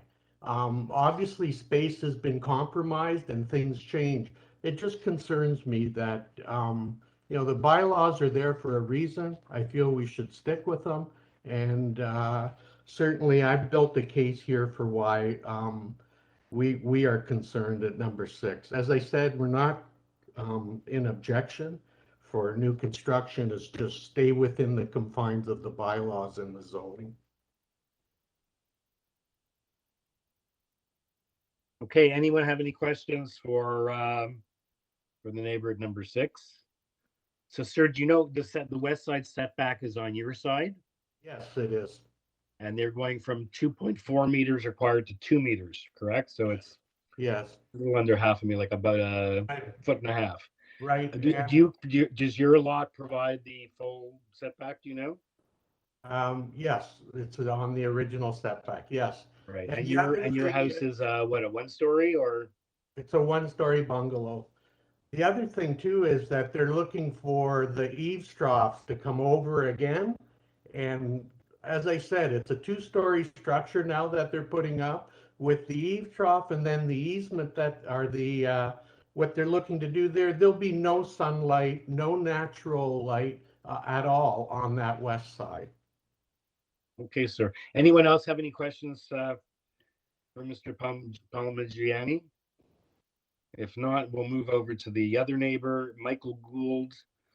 I don't have the address open in front of me. I believe it's to the rear. He's located to the rear. Good afternoon. Angelica, do we have him on the line? And can you provide the address, please? Yeah, yes, he's been unmuted, and he's at 33 Twyford Road. Okay. Good afternoon, Mr. Speaker. Thanks, everybody. We just wanted to express our concerns mostly in and around, number one, maintaining the character of the neighborhood. We moved into Princess Anne Manor because of the abundance of bungalows and the privacy that comes along with those bungalows, whether they're adjacent to one another or backing onto one another. We recently rebuilt a new home on Twyford at number 33 and maintained building a new bungalow for that purpose as well. And also went to great lengths to plant 9 additional trees to be able to create a privacy effect in our rear yard, which is backing on adjacent to the proposal at 8 Plumstead. We did notice as well that the arborist report recommended removal of one of the large trees that's probably upwards of 45 to 50 years old, which is the significant supply of privacy between 8 Plumstead and our home, as well as our adjacent neighbor. And this is extremely important as well with the addition of the second story and the balcony off the master bedroom, which will have a view into our rear yard as well as our neighbors, where we spend quite a bit of time in the summer months. So with that said, we just want to make sure that this has been reviewed properly, and would also like to see a planting plan that shows some type of effort to be able to recreate any privacy which is taken away with the building of the new home. Okay, thank you, Mr. Gould. Perhaps we can hear from the agent in his rebuttal as to what is going on. I see Urban Forestry is requesting conditions 2 and 3 and what's been done with respect to the, and I see there is an arborist report in terms of what's been done with respect to efforts to maintain the existing trees for privacy, as well as if there's any privacy screening being used on the rear platform. Okay, so does anyone else have any questions first for Mr. Gould before we move on to the applicant agent, sorry, the agent? Okay, so let's go back to the agent. To you, Mr. Chair. I'd just like to touch upon the drainage and that daylighting. Our house is on the east side of the property at number 6, Plumstead. So there won't be any impact to the view at the back, as the sun is going to be setting on the west side there. We're on the east side. Early morning, maybe there's some change to shadow lines over their existing house, but not to impede the use of their rear yard throughout the majority of the day. The house is in compliance in terms of height. We feel that the setback, given that it's only to a small portion of the front, and the garage is being lowered from its current existing position, where it's basically the house is being carved into this lot, so that there isn't going to be drainage affecting the neighbor. Our lot is actually lower than the adjacent neighbors. So and that was done to minimize the height and the visual impact of this house. So that garage, it may appear from the front that it's cut into the grade. It does have a positive slope towards the street. It is lower, and it's essentially going to be about 2 to 2.5 meters in height just on the side from the adjacent property in terms of their grade elevation. With regards to the side setback, similarly, we recognize that pushing first and second floor to a 2-meter setback could impact and affect the massing of the house, and that is why we've kept it to just the 1-story portion to give us enough space to have for a 2-car parking of that garage. In terms of privacy and trees, we did get an arborist report. Part of the report done originally when we had larger, or I guess a smaller setback on the side. We intend to keep and maintain those trees along with there's an existing hedge along the back property line, mature hedge, and we will be re-landscaping and providing additional, screening with different types of trees. That's something that my owner wants, the owner wants to do as well. We are, willing to work with the neighbors in terms of doing that. But when it comes to the variances, we feel that in terms of the size, the massing, the setbacks at this house, it fits into the character, not necessarily just on the Plumstead, because there's a total of 8 to 9 houses. in that little court. But when you start to see the change in the surrounding areas where these one-story bungalows are being replaced with 2 stories, we feel that this house fits right into the character and the neighborhood that is changing. Okay, thank you, Mr. Vieira. Any questions for Mr. Vieira? Or is someone ready for a motion? I have a question, if I may. With regards to the west side setback, that pertains only to the garage, I'm assuming, and everything back from the garage is is set back more than the minimum required. Through you, Mr. Chair, that is correct. The minimum required is 2.4. The garage is only at 2 meters. The remaining portion of the dwelling is at 3.1 meter. So if we were to approve this and tie that approval to the current drawings and elevations, you wouldn't have a problem with that, I'm assuming? No, I would not. Thank you. Yeah, planning is already asking for a condition approval that it be substantially in accordance with the site plan and elevation drawings regarding the front yard setback. And again, the question is whether it should be changed from substantially in accordance to construct as illustrated, which is the sort of more modern or new city legal approved wording. I think maybe the planner just pulled out a precedent, but that's up to whoever's making the motion, assuming it's in favor. Any other questions for either any of the neighbors or for Mr. Vieira, or is someone ready to weigh in with a motion?